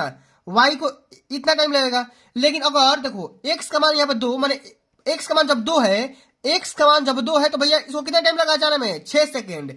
और यही जब y का मान जब 1 होगा तो जाने में कितना टाइम लगेगा? 3 सेकंड लगेगा कि नहीं लगेगा? जब ये आधा तो ये भी आधा, 3 सेकंड इसका राइट आंसर हो जाएगा। आगे समझ में ना? चलो आगे देख लेते हैं। अच्छा, अगला हमारा क्वेश्चन क्या पूछा गया कि बिंदुओं a बराबर इतना, b बराबर इतना को जोड़ने वाले रेखाखंड AB को 4 बराबर भागों में विभाजित करने वाले बिंदुओं के निर्देशांक ज्ञात करिए। तो कैसे हल करेंगे जरा ध्यान से समझिएगा। बिल्कुल सिंपल सा क्वेश्चन है बाबू, ठीक ना। सबसे पहले हम ग्राफ बनाते हैं, ठीक ना। इसी प्रकार ग्राफ बनाएंगे। यहाँ पे देखो ये C नंबर क्वेश्चन है। सबसे पहले हम यहाँ पे ग्राफ ड्रा करते हैं बाबू। ये देखो A है, ये आपका B है, ठीक ना। इसको हम 4 बराबर भागों में डिवाइड करेंगे। इसको A मान लो, B मान लो, C मान लो, ठीक है। इसको मान लो P मान लो, इसको Q मान लो, इसको R मान लो, ठीक है। P की बार देखो 1 2 3 4 बराबर भागों में डिवाइड हो गया ना। अब करना कि A का निर्देशांक दे रखा है -2, और B का भी निर्देशांक दे रखा है 2,8।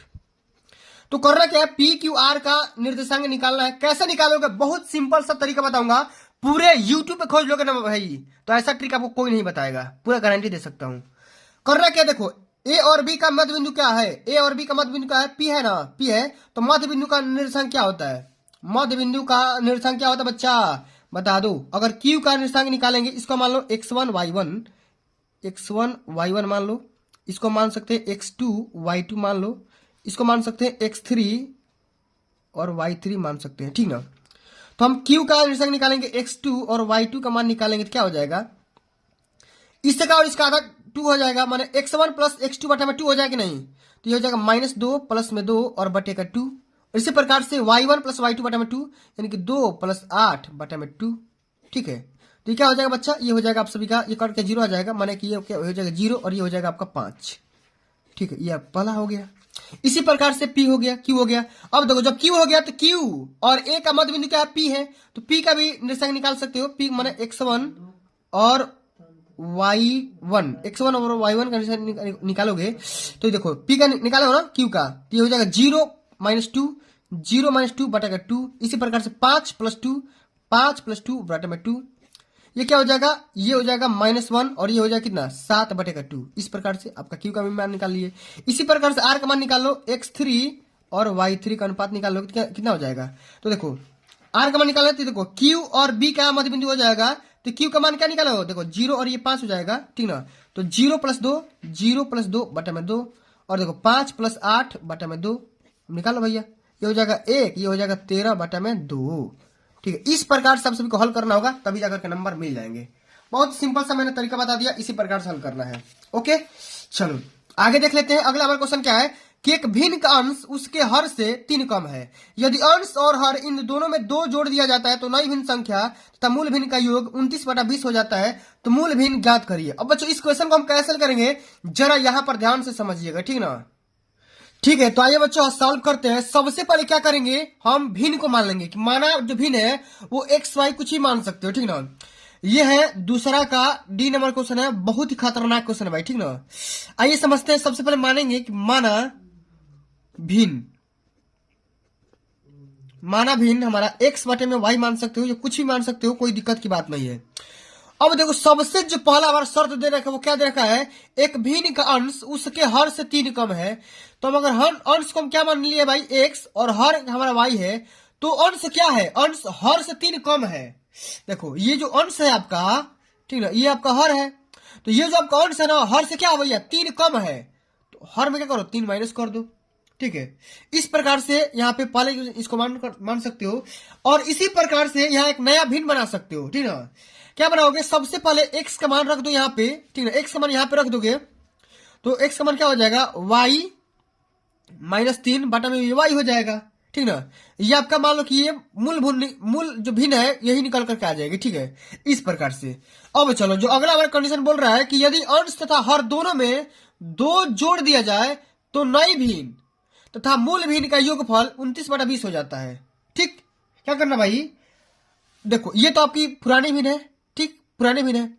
जब आपको पुरानी भिन्न में क्या करना है, आपको नई भिन्न बनाना है, और नई भिन्न बनाने के लिए क्या करोगे, इस भिन्न में अंश में भी 2 जोड़ो, और हर क्या है, वाई है, और वाई हर में भी 2 जोड़ दो। दोनों में 2 जोड़ दोगे तो क्या हो जाएगा, इसका मान क्या हो जाएगा, 29/20 निकल करके आ जाएगा। ठीक है, इतना चीज। अब अच्छा हम क्या करेंगे, इसका एलसीएम लेते हैं, हल करते हैं भाई। एलसीएम लोगे तो ये हो जाएगा y इंटू वाई प्लस में 2।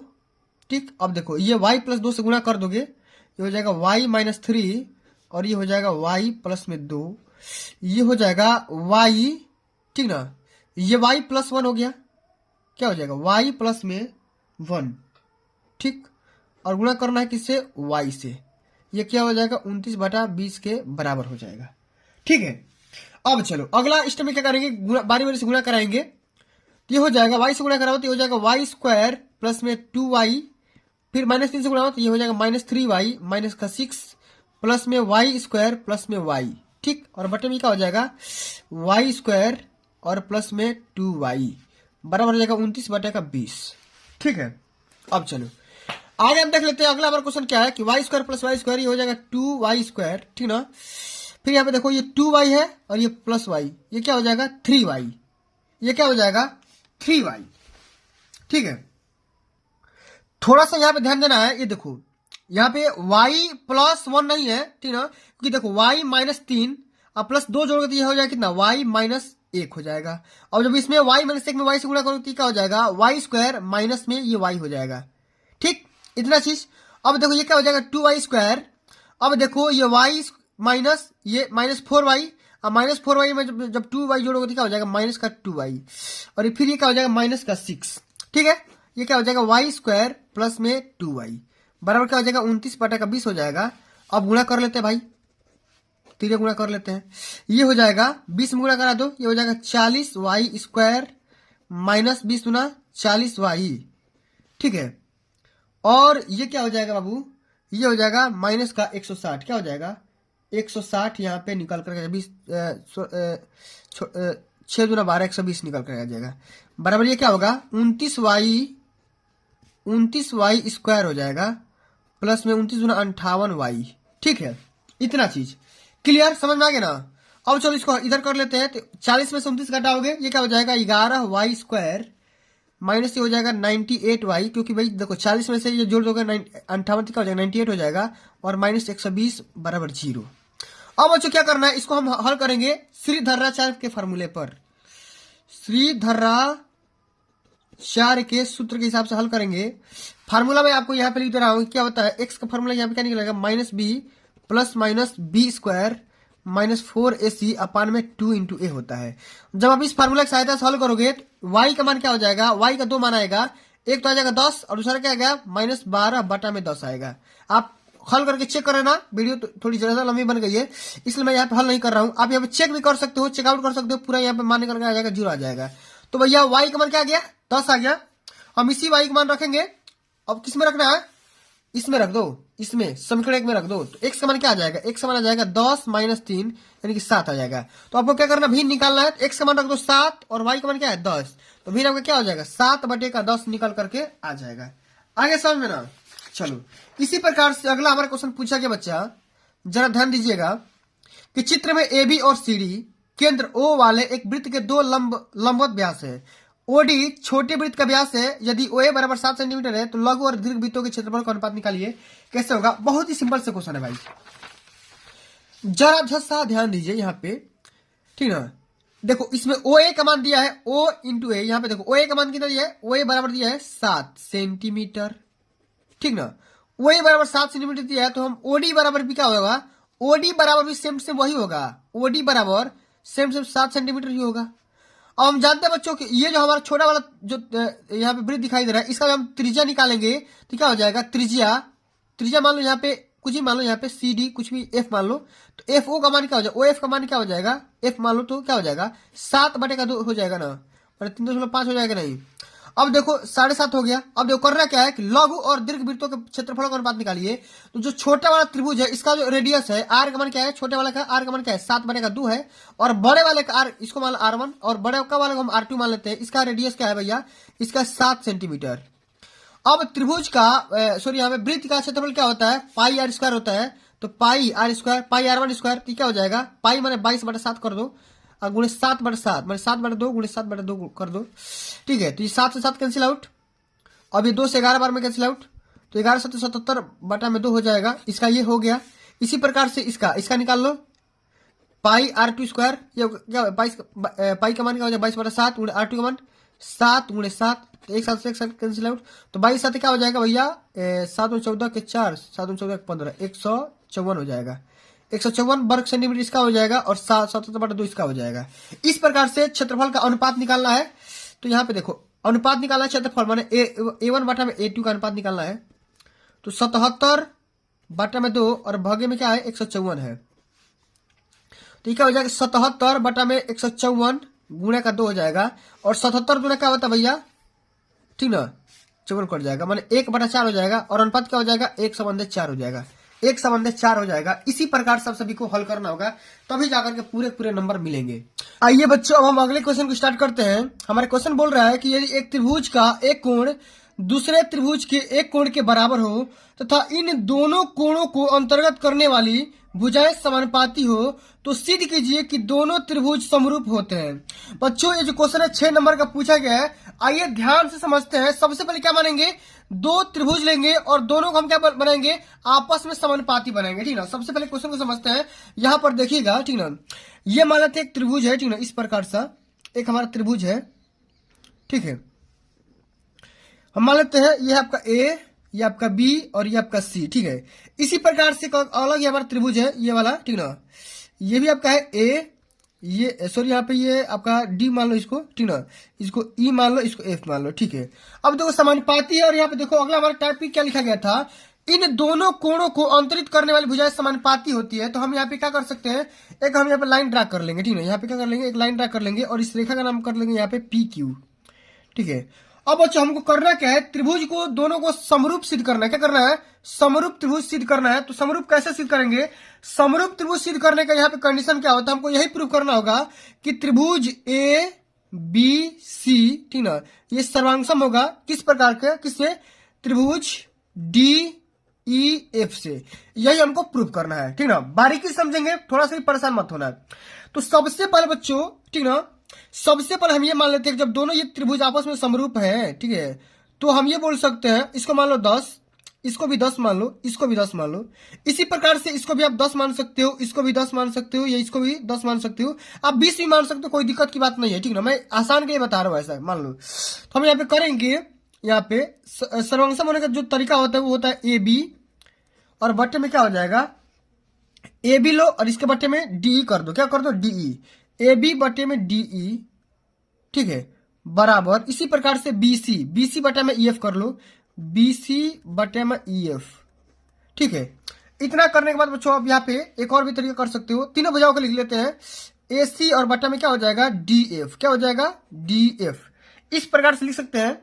और बच्चों हम एक चीज नोटिस कर रहे हैं कि ए बी, ठीक ना, ए बी बटा में ये जो डी है, ठीक ना, ए बी बटा में डी का मान कितना आ गया, ए बी बटा में डी का अगर हम मान अगर पूछना चाहेंगे आपसे, तो ए बी का लंबाई कितना है, 10 है, ठीक ना, क्या हो जाएगा 10 और बटे का 10, ये क्या हो गया, 1 आ गया, मैंने 1 बटा 1 आ गया ना।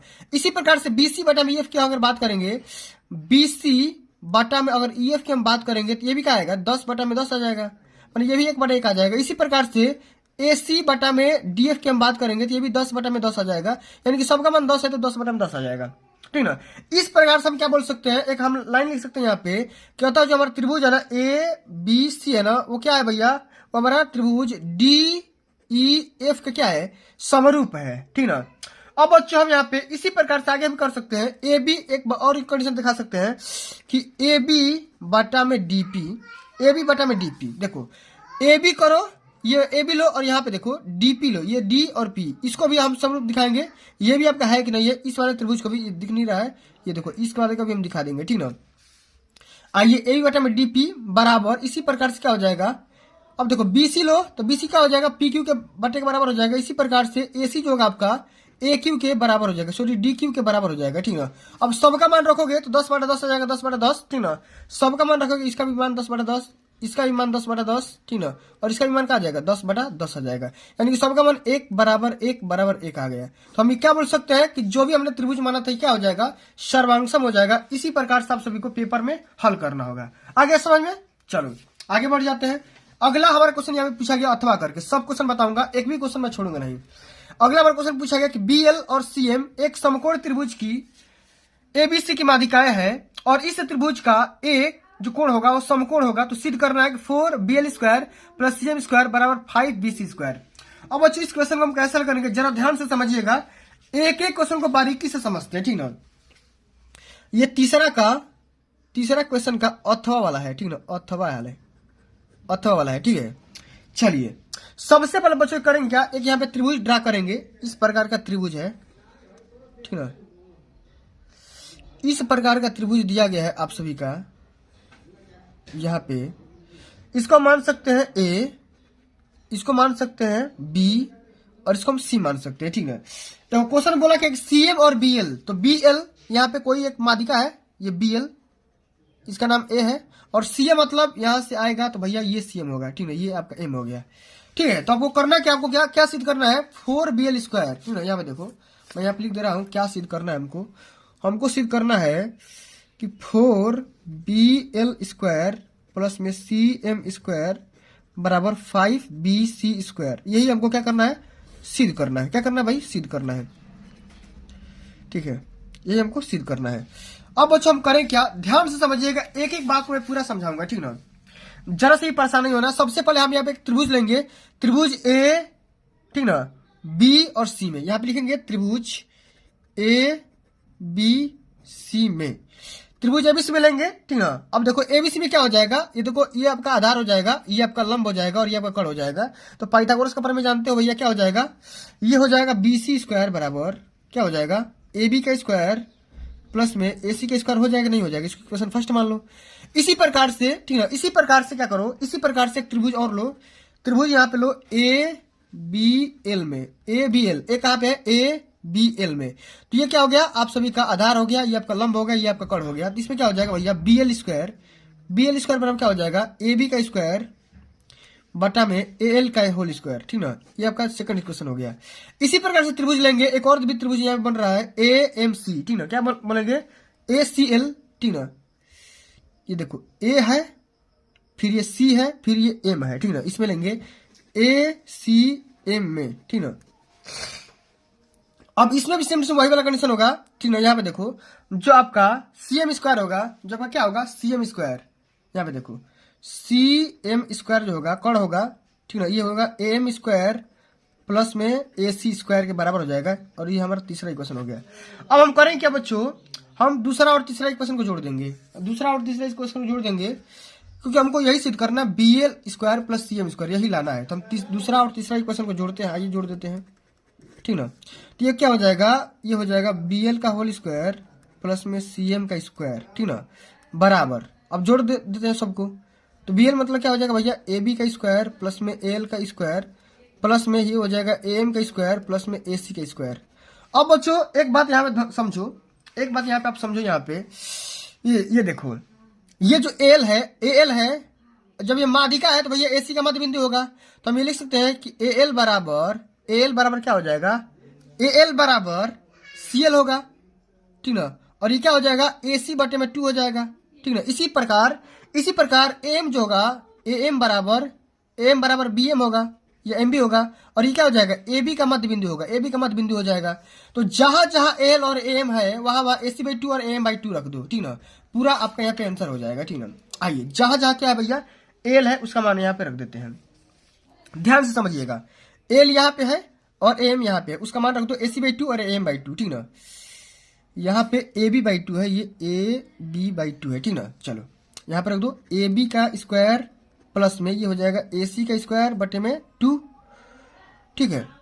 और L है, L मतलब AC/2 और इसका भी स्क्वायर कर दो, ठीक ना। इसी प्रकार से M बराबर AB/2 का होल स्क्वायर कर दो प्लस में AC स्क्वायर को ऐसे ही छोड़ दो, ठीक ना।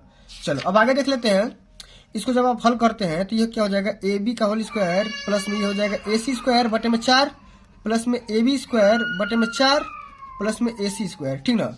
अब देखो यहाँ पे क्या हो जाएगा, अब लसल लेंगे तो ये हो जाएगा 4AB स्क्वायर प्लस में AC स्क्वायर प्लस में ये AB स्क्वायर प्लस में ये 4AC स्क्वायर, इतना हो जाएगा ना। और बटे में क्या हो जाएगा 4।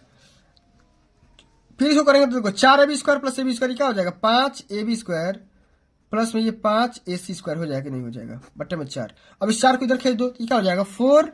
और यहाँ पे क्या बचा था, BL स्क्वायर प्लस में CM स्क्वायर बराबर क्या हो जाएगा 5AB स्क्वायर, कॉमन कर लो, और प्लस में AC स्क्वायर, ठीक ना। इसको यही हमको क्या करना था, प्रूफ करना था। अब देखो AB square plus AC square, तो AB स्क्वायर प्लस में AC स्क्वायर ये क्या हो जाएगा, BC स्क्वायर के बराबर हो जाएगा। तो यहाँ पे लिख दो भैया 5BC स्क्वायर क्या हो जाएगा, RHS के बराबर हो जाएगा, ठीक ना, RHS के बराबर हो जाएगा। इसी प्रकार सब सभी को हल करना होगा। आगे समझ में, एक बार वीडियो को भगवान के नाम लेकर के लाइक कर दो भाई, ठीक ना। चलो आगे देख लेते हैं। अगला हमारा question very most important question है और ये भी 6 नंबर का क्वेश्चन है। ध्यान समझते हैं। चौथा नंबर क्वेश्चन इस प्रकार से लिखा गया है, इसको हल करना है, हल करके x और y का मान निकालना है। तो बच्चों सबसे पहले हम करें क्या, यहाँ पे देखो ये जो भी क्वेश्चन हमारे दे रखा है, इस प्रकार का जो भी क्वेश्चन आएगा ना, तो करना क्या है, आपको यहाँ पे मान लेना है कि माना ठीक ना, कि 1/√x बराबर आप कैपिटल में x मान लो, ठीक ना। और इसी प्रकार से 1/रूट में y बराबर कैपिटल में y मान लो। इस प्रकार से मैं लिखूंगा, ड्रॉ करूंगा, आपको परेशान बिल्कुल भी नहीं होना है, ठीक ना। इसी प्रकार से हल करना होगा। अब बच्चों करेंगे क्या, इसमें ध्यान से समझिएगा, जहां जहां 1/x है ना वहां x रख दो। तो ये क्या हो जाएगा 4x, यहाँ पे देखो ये हो जाएगा 4x प्लस में 3y बराबर 3। इसी प्रकार से एक और इक्वेशन हो जाएगा, ऊपर हमारा क्या हो जाएगा, इसको आप इक्वेशन फर्स्ट मान लो, ठीक ना। अब इसी प्रकार से हो जाएगा 8x, ठीक ना, माइनस 9y बराबर 1 हो जाएगा, इसको आप इक्वेशन सेकंड मान लो। अब अच्छा हम करेंगे क्या, विलोपन विधि का इस्तेमाल करेंगे और इस वाले इक्वेशन में 2 से गुणा करेंगे और घटा देंगे, 8x खत्म हो जाएगा। ये हो जाएगा 2 से गुणा करो, इसमें 2 से दोनों पक्ष में गुणा कर दोगे तो ये क्या हो जाएगा 8x प्लस में 6y बराबर 6 हो जाएगा। और इसको आप तीसरा मान लो इक्वेशन, ठीक ना। अब दूसरा और तीसरा को आपस में घटा दो, तो ये क्या हो जाएगा माइनस, ये आपका क्या हो जाएगा माइनस, ये भी आपका माइनस, तो ये और ये कैंसिल आउट, ये 9 6 15 माइनस 15y बराबर क्या हो जाएगा माइनस का 5। तो y बराबर क्या हो जाएगा 5/15 यानी कि 1/3 आ जाएगा, यानी कि y का मान तो आ गया 1/3। अब y का मान आप इक्वेशन फर्स्ट में रख दो, सेकंड में रख दो या थर्ड में रख दो, किसी में रख दो ना मान आ जाएगा। तो y का मान लिख दो यहाँ पे, y का मान समीकरण 1 में रखने पर तो रख दो भाई 4x माइनस 3 गुणे 1/3 प्लस है बराबर 1, सॉरी यहाँ पे 3 है। ये क्या हो जाएगा, 3 से 3 कैंसिल आउट हो जाएगा, तो 4x बराबर क्या हो जाएगा, यहाँ पे 1 बचा तो 3 माइनस 1, तो क्या हो जाएगा 4x बराबर 2, तो x बराबर क्या हो जाएगा, ये तो कट जाएगा, तो 1/2 आ जाएगा। x का मान 1/2 और ये y का मान क्या आ गया 1/3। तो बच्चों क्या करना क्या है, आपको स्मॉल x का मान निकालना है। तो आपने माना था क्या कि 1 स्मॉल रूट में x बराबर क्या था, मान क्या निकाले हो 1/2, तो दोनों पक्ष के स्क्वायर कर दो, तो 1/x बराबर ये हो जाएगा 1/4, तो x का मान यहाँ से 4 निकल करके आ जाएगा। ये तो पहला आंसर हो गया। इसी प्रकार से 1/रूट में y है बराबर ये कैपिटल Y का मान क्या निकाले हो भाई, कैपिटल Y का मान निकाले 1/3। तो इसी प्रकार से y का मान क्या आ जाएगा, 3 निकल करके आ जाएगा, नहीं 9 निकल करके आ जाएगा, ठीक ना, 9 स्क्वायर कर दोगे तो 9 निकल करके आ जाएगा, ठीक ना। इस प्रकार से ये x का मान हो गया, ये y का मान हो गया, यही हमारा आंसर हो गया। आगे समझ में, चलिए इसी प्रकार से बच्चों हल करना है। अब आगे देख लेते हैं अंतिम नंबर जो हमारा क्वेश्चन है ना, ये देखिए क्वेश्चन कि धातु की चादर से बना और ऊपर से खुला एक बर्तन शंकु के एक छिन्नक के आकार का है, जिसकी ऊंचाई 24 सेंटीमीटर है तथा निचले और ऊपरी सिरों की त्रिज्याएं क्रमशः 8 सेंटीमीटर और 20 सेंटीमीटर है, तो 40 रुपया प्रति लीटर की दर से इस बर्तन को पूरा भर सकने वाले दूध का मूल्य ज्ञात करिए। मूल्य ज्ञात करना है, कैसे हल करेंगे जरा ध्यान से दीजिएगा। और यहाँ पे पाई का मान रखना है 3.14, ठीक है। बिल्कुल आसान भाषा में समझाऊंगा, पूरा समझ में आएगा, समझाने की पूरी गारंटी है मेरी, ठीक ना। चलिए सबसे पहले बच्चों यहाँ पे देखो क्या दे रखा है, सबसे पहले बच्चों दे रखा है आप सभी को त्रिज्याएं दे रखा है 8 सेंटीमीटर और 20 सेंटीमीटर। तो कैपिटल आर का मान यहाँ पे दे रखा है, यहाँ पे देखो कैपिटल आर का जो बड़ी त्रिज्या है ना वो 20 सेंटीमीटर दिया है, और जो छोटी वाली त्रिज्या स्मॉल आर उसका मान दे रखा है कितना 8 सेंटीमीटर। यहाँ पे देखो लिखा भी गया है, देखो धातु की चादर से बना, ठीक ना, धातु की चादर से बना ऊपर से खुला एक बर्तन का शंकु, ऊपर से देखो इस प्रकार से बना है, इस प्रकार से बना है, इसी प्रकार से बना है, ठीक ना। तो ऊपर वाला क्या है भैया, ऊपर वाला का रेडियस 20 है और नीचे वाला का 8 है, ठीक ना। इसी प्रकार से मैंने बता दिया, ठीक है। अब करना क्या बच्चों, अब यहाँ पे देखो आर का मान तो दे दिया, फिर यह इसका हाइट भी दिया है। हाइट कितना दिया बच्चों, हाइट यहाँ पे दिया है 8 सॉरी कितना दिया है, हाइट इसका देखो यहाँ पे हाइट इसका 24 दिया है, कितना दिया है 24 सेंटीमीटर, ठीक है। इतना दे दिया गया। तो बच्चों क्या करना है, सबसे पहले इसका वॉल्यूम निकाल लो। तो देखो वॉल्यूम निकालोगे तो ये क्या भाई शंकु है, शंकु का आयतन क्या होता है, ये होता है 1/3 पाई एच, क्या होता है पाई एच होता है। अब जब यहाँ पे देखो जो दोनों भाग कटा होगा तब इसका आयतन क्या होता है, ये होता है आर स्क्वायर, ठीक ना, प्लस में स्मॉल में आर स्क्वायर प्लस में आर इंटू आर, इस प्रकार से होता है। सबका मान रख दो 1/3 इंटू पाई इंटू एच का मान रख दो 24, और कैपिटल आर मतलब क्या भैया 20 का स्क्वायर कर दो, स्मॉल आर मतलब 8 का स्क्वायर कर दो, कैपिटल आर मतलब 20 यहाँ पे रख दो, फिर यहाँ पे 8 से गुणा कर दो, ठीक ना। चलो ये क्या हो जाएगा 8 से कट जाएगा, 8 3 24, ये हो जाएगा 8 पाई, ठीक ना, जिसकी ऊंचाई,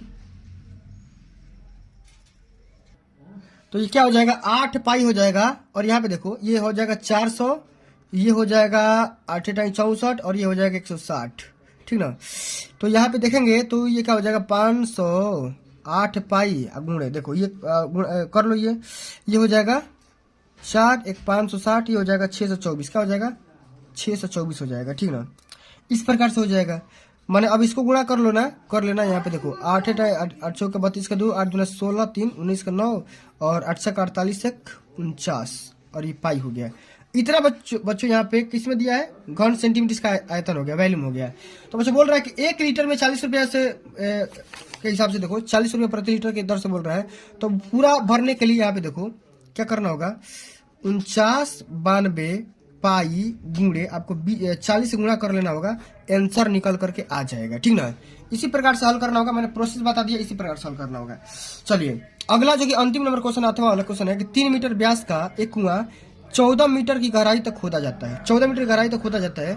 इससे निकली हुई मिट्टी को कुएं के चारों ओर 4 मीटर चौड़ी एक वृत्ताकार वलय बनाते हुए समान रूप से फैलाकर एक प्रकार का बांध बनाया जाता है। तो इस बांध की ऊंचाई हाइट ज्ञात करना है। क्या करना है, इस बांध की ऊंचाई यानी कि हाइट ज्ञात करना है। हाइट क्या होगा, ध्यान से समझिएगा, बिल्कुल आसान सा क्वेश्चन है। 3 मीटर व्यास है, ठीक ना, व्यास कितना है 3 मीटर है, तो इसका रेडियस निकाल लो, ठीक ना। देखो ध्यान समझिएगा, ये देखो 5वां का अथवा वाला क्वेश्चन है, ठीक ना। देखो यहाँ पे व्यास यानी कि डी का मान दिया कितना 3 मीटर, तो यहाँ पे आर का मान निकालो कितना हो जाएगा 1.5 मीटर हो जाएगा, ठीक ना। अब देखो 14 मीटर गहराई तक, गहराई मतलब अब देखो यहाँ पे हाइट का मान कितना दिया है 14, कितना दिया है गहराई का मान कितना दिया है भाई, गहराई का मान 14 दिया है, 14 यहाँ पे रख लो, 14 मीटर, ठीक ना। इतना तो बच्चों आपको डाटा दिया गया है। अब देखो 4 मीटर चौड़ी वृत्ताकार वलय से बनाते हुए एक फैला करके बांध बनाया जाता है, तो बांध की ऊंचाई हाइट ज्ञात करना बांध का। तो सबसे पहले बच्चों क्या करो, इसका एरिया निकाल लो। सबसे पहले इस कुएं का एरिया निकाल लो। इस कुएं का जो एरिया होगा ना, ये क्या हो जाएगा, पाई आर स्क्वायर। जो आपका कुआं होगा, इसका एरिया नहीं, इसका वॉल्यूम निकाल लो। क्या वॉल्यूम, भाई कुआं है तो वॉल्यूम निकालना पड़ेगा। पाई आर स्क्वायर एच होता है, तो वॉल्यूम क्या हो जाएगा, पाई गुणे आर का मान क्या है 1.5 गुणे 1.5 गुणे एच का मान है 14, ठीक ना। और पाई का मान रख दो 22/7 गुणे 1.5 गुणे 1.5 गुणे 14, ये 2 बार में कट जाएगा। अब इसका जो मान होगा, इसका मान होगा 99 घन सेंटीमीटर, ठीक ना। गुणा कर लेना, आ जाएगा, ठीक है। इसी प्रकार से बच्चों अभी यहाँ पे देखो, जब हम R1 का मान लेंगे, ठीक ना, R का मान लेंगे, वो क्या हो जाएगा। अब यहाँ पे देखो 4 मीटर चौड़ी एक वृत्ताकार वलय बनाते हुए समान रूप से फैलाकर एक प्रकार का बांध बनाया जाता है, ठीक ना। तो हम करेंगे क्या इसमें आपको करना क्या है बच्चों, यहाँ पे देखो, जब अब यहाँ पे जो R1 का मान लेंगे ना, R1 का जो मान लेंगे, सबसे पहले क्या था भैया, शुरुआत में क्या था 1.5 था, ये तो लेंगे ही, और साथ में 4 मीटर और चौड़ा कर दिया जाएगा। तो 1.5 + 4 कर देंगे तो बड़का वाला क्या हो जाएगा, 5.5 मीटर निकल करके आ जाएगा। इसी प्रकार से R2 का मान क्या होगा, R2 का मान यहाँ पे 1.5 ही मीटर रखेंगे, ठीक ना। तो अब करेंगे क्या, इसका भी हम क्या करेंगे, वॉल्यूम निकाल लेंगे, ठीक ना। इसका भी क्या करो, वॉल्यूम निकाल लो। वॉल्यूम ना निकाल करके आप यहाँ पे एरिया निकाल लो, ठीक है। एरिया निकालने से क्या फायदा होगा, इस दोनों कुएं का जो ऊपरी वाला होगा और जो बांध वाला होगा, एरिया निकल करके आ जाएगा, तो हाइट भी निकल जाएगी।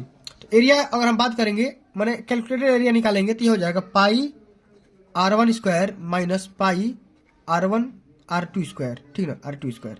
तो हो जाएगा पाई R2 माइनस R1 का स्क्वायर माइनस में R2 का स्क्वायर, इस प्रकार से। तो पाई R1 का मान क्या है भैया, 5.5 का स्क्वायर माइनस 1.5 का स्क्वायर, ठीक है। तो ये क्या हो जाएगा, पाई हो जाएगा।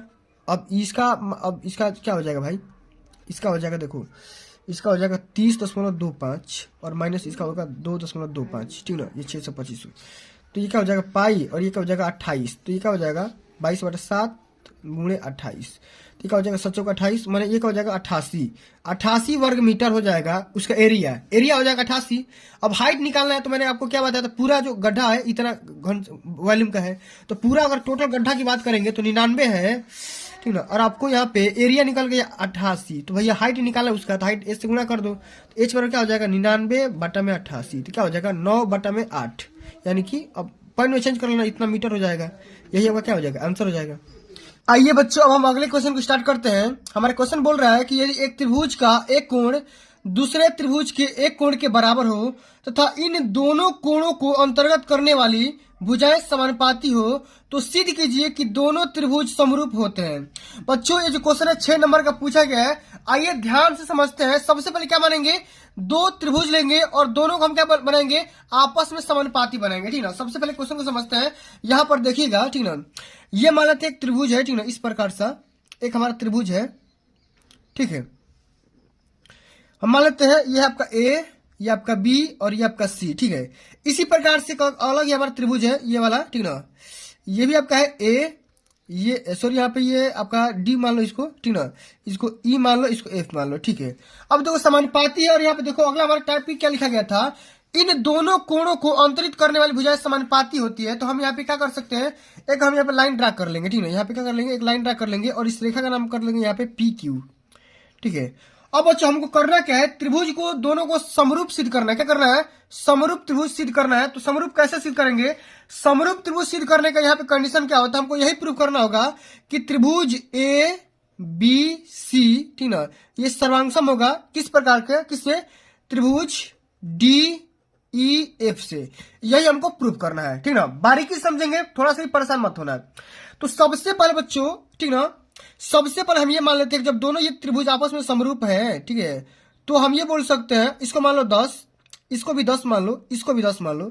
इसी प्रकार से इसको भी आप 10 मान सकते हो, इसको भी 10 मान सकते हो, या इसको भी 10 मान सकते हो, आप 20 भी मान सकते हो, कोई दिक्कत की बात नहीं है, ठीक ना। मैं आसान के लिए बता रहा हूँ, ऐसा मान लो। तो हम यहाँ पे करेंगे, यहाँ पे सर्वांगसम होने का जो तरीका होता है वो होता है ए बी, और बट्टे में क्या हो जाएगा, ए बी लो और इसके बट्टे में डी कर दो, क्या कर दो, डीई, ए बी बट्टे में डीई, ठीक है। बराबर इसी प्रकार से BC, BC बटा में EF कर लो, BC बटे में EF। ठीक है, इतना करने के बाद बच्चों आप यहाँ पे एक और भी तरीका कर सकते हो, तीनों भुजाओं को लिख लेते हैं। AC और बटा में क्या हो जाएगा DF, क्या हो जाएगा DF, इस प्रकार से लिख सकते हैं। और बच्चों हम एक चीज नोटिस कर रहे हैं कि AB, ठीक ना, AB बटा में ये जो D है, ठीक ना, AB बटा में D का मान कितना आ गया, AB बटा में D का अगर हम मान अगर पूछना चाहेंगे आपसे तो AB का लंबाई कितना है 10 है, ठीक ना, क्या हो जाएगा 10 और बटे का 10, ये क्या हो गया 1 आ गया, मैंने 1 बटा 1 आ गया ना। इसी प्रकार से BC बटा में EF की अगर बात करेंगे, BC बटा में अगर EF की हम बात करेंगे तो ये भी क्या आएगा 10 बटा में 10 आ जाएगा, मैंने ये भी 1 बटा 1 आ जाएगा। इसी प्रकार से AC बटा में DF की हम बात करेंगे तो ये भी 10 बटा में 10 आ जाएगा, यानी कि सबका मान 10 है तो 10 बटा में 10 आ जाएगा, ठीक ना। इस प्रकार से हम क्या बोल सकते हैं, एक हम लाइन लिख सकते हैं यहाँ पे, क्या होता है जो हमारा त्रिभुज है ना ABC है ना, वो क्या है भैया, वो हमारा त्रिभुज DEF का क्या है समरूप है, ठीक ना। अब बच्चों हम यहाँ पे इसी प्रकार से आगे हम कर सकते हैं, AB एक और कंडीशन दिखा सकते हैं कि AB बटा में DP, AB बटा में DP, देखो AB करो, ये AB लो और यहाँ पे देखो DP लो, ये D और P, इसको भी हम समरूप दिखाएंगे, ये भी आपका है कि नहीं है, इस वाले त्रिभुज को भी दिख नहीं रहा है, ये देखो इस वाले का भी हम दिखा देंगे, ठीक ना। आइए AB बटा में DP बराबर इसी प्रकार से क्या हो जाएगा, अब देखो BC लो तो BC क्या हो जाएगा PQ के बटे के बराबर हो जाएगा। इसी प्रकार से AC जो होगा आपका AQ के बराबर हो जाएगा, सॉरी DQ के बराबर हो जाएगा, ठीक ना। अब सबका मान रखोगे तो 10 बटा 10 आ जाएगा, 10 बटा 10, ठीक ना। सबका मान रखोगे, इसका भी मान 10 बटा 10, इसका भी मान 10 बटा 10, ठीक ना, और इसका भी मान क्या आ जाएगा 10 बटा 10 आ जाएगा, यानी कि सबका मान 1 बराबर 1 बराबर 1 आ गया। तो हम क्या बोल सकते हैं कि जो भी हमने त्रिभुज माना था क्या हो जाएगा सर्वांगसम हो जाएगा। इसी प्रकार से आप सभी को पेपर में हल करना होगा। आगे समझ में, चलो आगे बढ़ जाते हैं। अगला हमारा क्वेश्चन यहाँ पे पूछा गया अथवा करके, सब क्वेश्चन बताऊंगा, एक भी क्वेश्चन मैं छोड़ूंगा नहीं। अगला हमारा क्वेश्चन पूछा गया कि BL और CM एक समकोण त्रिभुज की ABC की माध्यिकाएं हैं और इस त्रिभुज का A जो कोण होगा वो समकोण होगा, तो सिद्ध करना है कि 4BL² + CM² बराबर 5BC²। अब बच्चों इस क्वेश्चन को हम कैसे हल करेंगे जरा ध्यान से समझिएगा, एक एक क्वेश्चन को बारीकी से समझते हैं, ठीक ना। ये तीसरा क्वेश्चन का अथवा वाला है, ठीक ना, अथवा वाला है, ठीक है। चलिए सबसे पहले बच्चों करेंगे क्या, एक यहाँ पे त्रिभुज ड्रा करेंगे, इस प्रकार का त्रिभुज है, ठीक ना, इस प्रकार का त्रिभुज दिया गया है आप सभी का, यहाँ पे इसको मान सकते हैं A, इसको मान सकते हैं B और इसको हम C मान सकते हैं, ठीक है। तो क्वेश्चन बोला कि CM और BL, तो BL यहाँ पे कोई एक माध्यिका है, ये BL इसका नाम A है, और CM मतलब यहां से आएगा तो भैया ये CM होगा, ठीक है, ये आपका M हो गया, ठीक है। तो आपको करना क्या, आपको क्या क्या सिद्ध करना है 4BL², ठीक है। यहाँ पे देखो मैं यहाँ पे लिख दे रहा हूँ क्या सिद्ध करना है हमको सिद्ध करना है कि 4BL² प्लस में CM² बराबर 5BC², यही हमको क्या करना है सिद्ध करना है। क्या करना है भाई, सिद्ध करना है, ठीक है, यही हमको सिद्ध करना है। अब बच्चों हम करें क्या, ध्यान से समझिएगा, एक एक बात को मैं पूरा समझाऊंगा, ठीक ना, जरा से ही परेशान नहीं होना। सबसे पहले हम यहाँ पे एक त्रिभुज लेंगे, त्रिभुज A, ठीक ना, B और C में, यहाँ पे लिखेंगे त्रिभुज ABC में, त्रिभुज ABC में लेंगे, ठीक ना। अब देखो ABC में क्या हो जाएगा, ये देखो ये आपका आधार हो जाएगा, ये आपका लंब हो जाएगा और ये आपका कर्ण हो जाएगा। तो पाइथागोरस का प्रमेय जानते हो भैया, क्या हो जाएगा, ये हो जाएगा BC² बराबर क्या हो जाएगा AB का स्क्वायर प्लस में AC का स्क्वायर हो जाएगा, नहीं हो जाएगा, इसको क्वेश्चन फर्स्ट मान लो।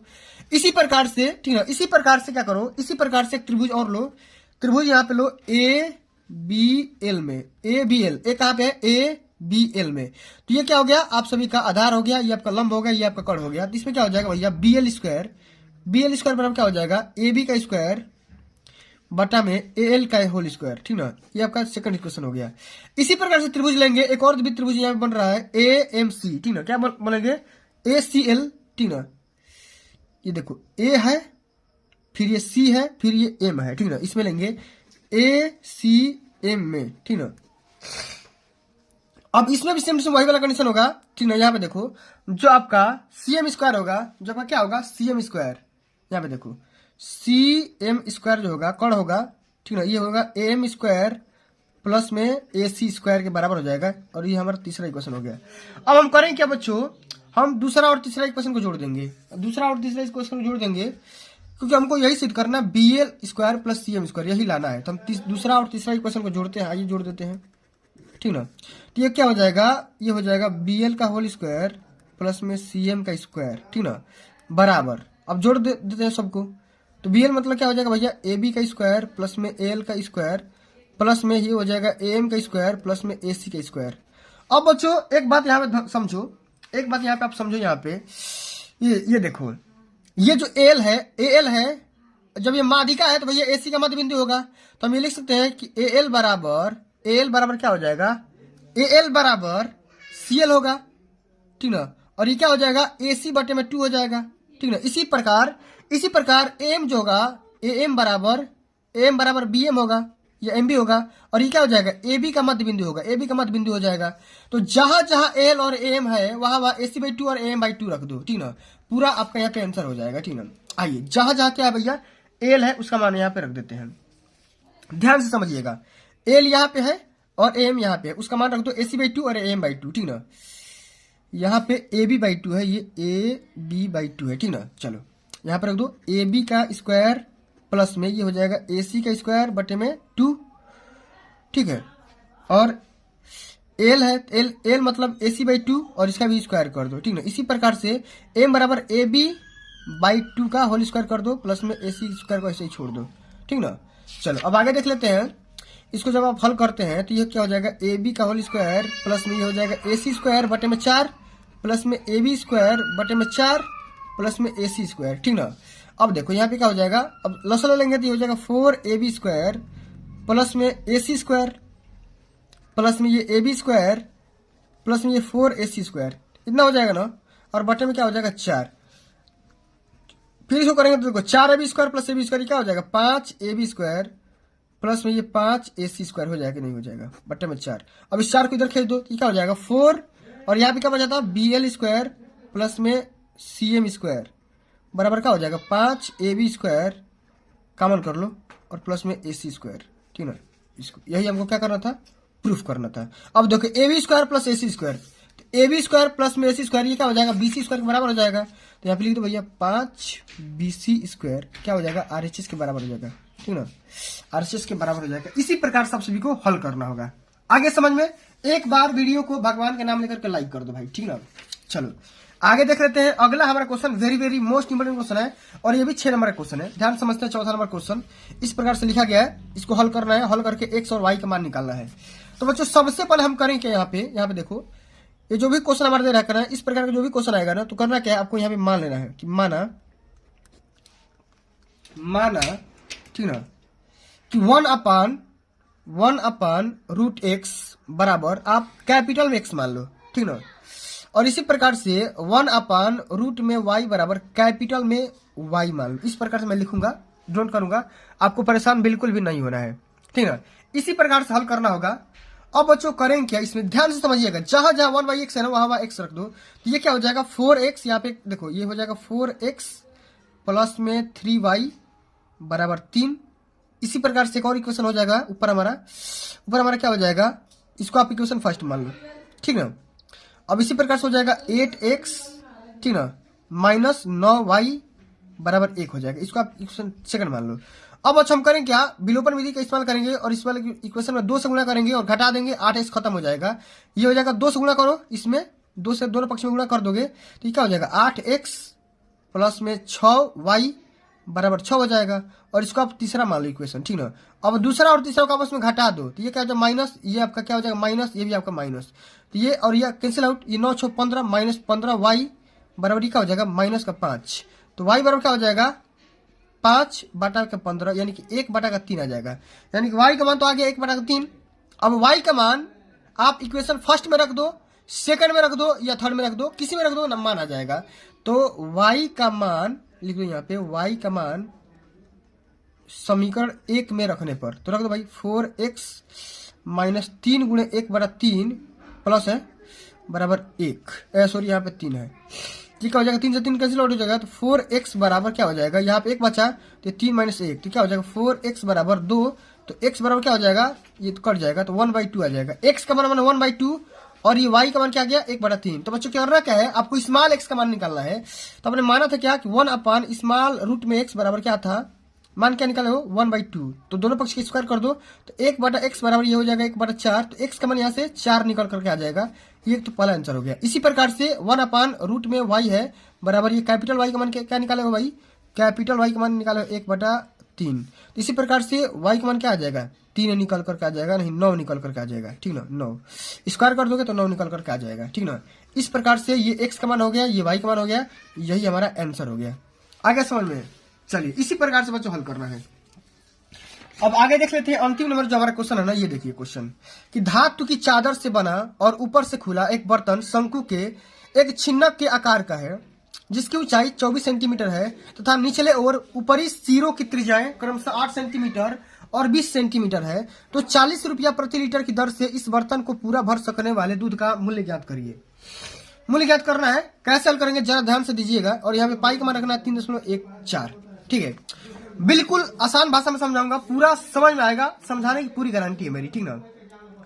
चलिए सबसे पहले बच्चों यहाँ पे देखो क्या दे रखा है। सबसे पहले बच्चों दे रखा है आप सभी को त्रिज्याएं दे रखा है 8 सेंटीमीटर और 20 सेंटीमीटर। तो कैपिटल आर का मान यहाँ पे दे रखा है। यहाँ पे देखो कैपिटल आर का जो बड़ी त्रिज्या है ना वो 20 सेंटीमीटर दिया है और जो छोटी वाली त्रिज्या स्मॉल आर उसका मान दे रखा है कितना 8 सेंटीमीटर। यहाँ पे देखो लिखा भी गया है। देखो धातु की चादर से बना, ठीक ना, धातु की चादर से बना ऊपर से खुला एक बर्तन का शंकु। ऊपर देखो इस प्रकार से बना है, इस प्रकार से बना है, इसी प्रकार से बना है, ठीक ना। तो ऊपर वाला क्या है भैया, ऊपर वाला का रेडियस 20 है और नीचे वाला का 8 है, ठीक ना। इसी प्रकार से मैंने बता दिया, ठीक है। अब करना क्या बच्चों, अब यहाँ पे देखो आर का मान तो दे दिया, फिर ये इसका हाइट भी दिया है। हाइट कितना दिया बच्चों, हाइट यहाँ पे दिया है 8 सॉरी कितना दिया है हाइट इसका, देखो यहाँ पे हाइट इसका 24 दिया है, कितना दिया है 24 सेंटीमीटर, ठीक है। इतना दे दिया गया। तो बच्चों क्या करना है, सबसे पहले इसका वॉल्यूम निकाल लो। तो देखो वॉल्यूम निकालोगे तो ये क्या भाई शंकु है, शंकु का आयतन क्या होता है, ये होता है 1/3 पाई एच, क्या होता है पाई एच होता है। अब जब यहाँ पे देखो जो दोनों भाग कटा होगा तब इसका आयतन क्या होता है, ये होता है आर स्क्वायर, ठीक ना, प्लस में स्मॉल में आर स्क्वायर प्लस में आर इंटू आर, इस प्रकार से होता है। सबका मान रख दो 1/3 इंटू पाई इंटू एच का मान रख दो 24 और कैपिटल आर मतलब क्या भैया 20 का स्क्वायर कर दो, स्मॉल आर मतलब 8 का स्क्वायर कर दो, कैपिटल आर मतलब 20 यहाँ पे रख दो, फिर यहाँ पे 8 से गुणा कर दो, ठीक ना। चलो ये क्या हो जाएगा 8 से कट जाएगा 8 3 24, ये हो जाएगा 8 पाई, ठीक ना, जिसकी ऊंचाई, तो ये क्या हो जाएगा 8 पाई हो जाएगा। और यहाँ पे देखो ये हो जाएगा 400, ये हो जाएगा 8 64 और ये हो जाएगा 160, ठीक ना। तो यहाँ पे देखेंगे तो ये क्या हो जाएगा 508 पाई गुणे, देखो ये कर लो, ये हो जाएगा 4 1 560, ये हो जाएगा 624, क्या हो जाएगा 624 हो जाएगा, ठीक ना। इस प्रकार से हो जाएगा, माने अब इसको गुणा कर लो ना, कर लेना। यहाँ पे देखो 8 8 6 32 का 2, 8 दूना 16 3 19 का 9 और 8 से 48 1 49 और ये पाई हो गया।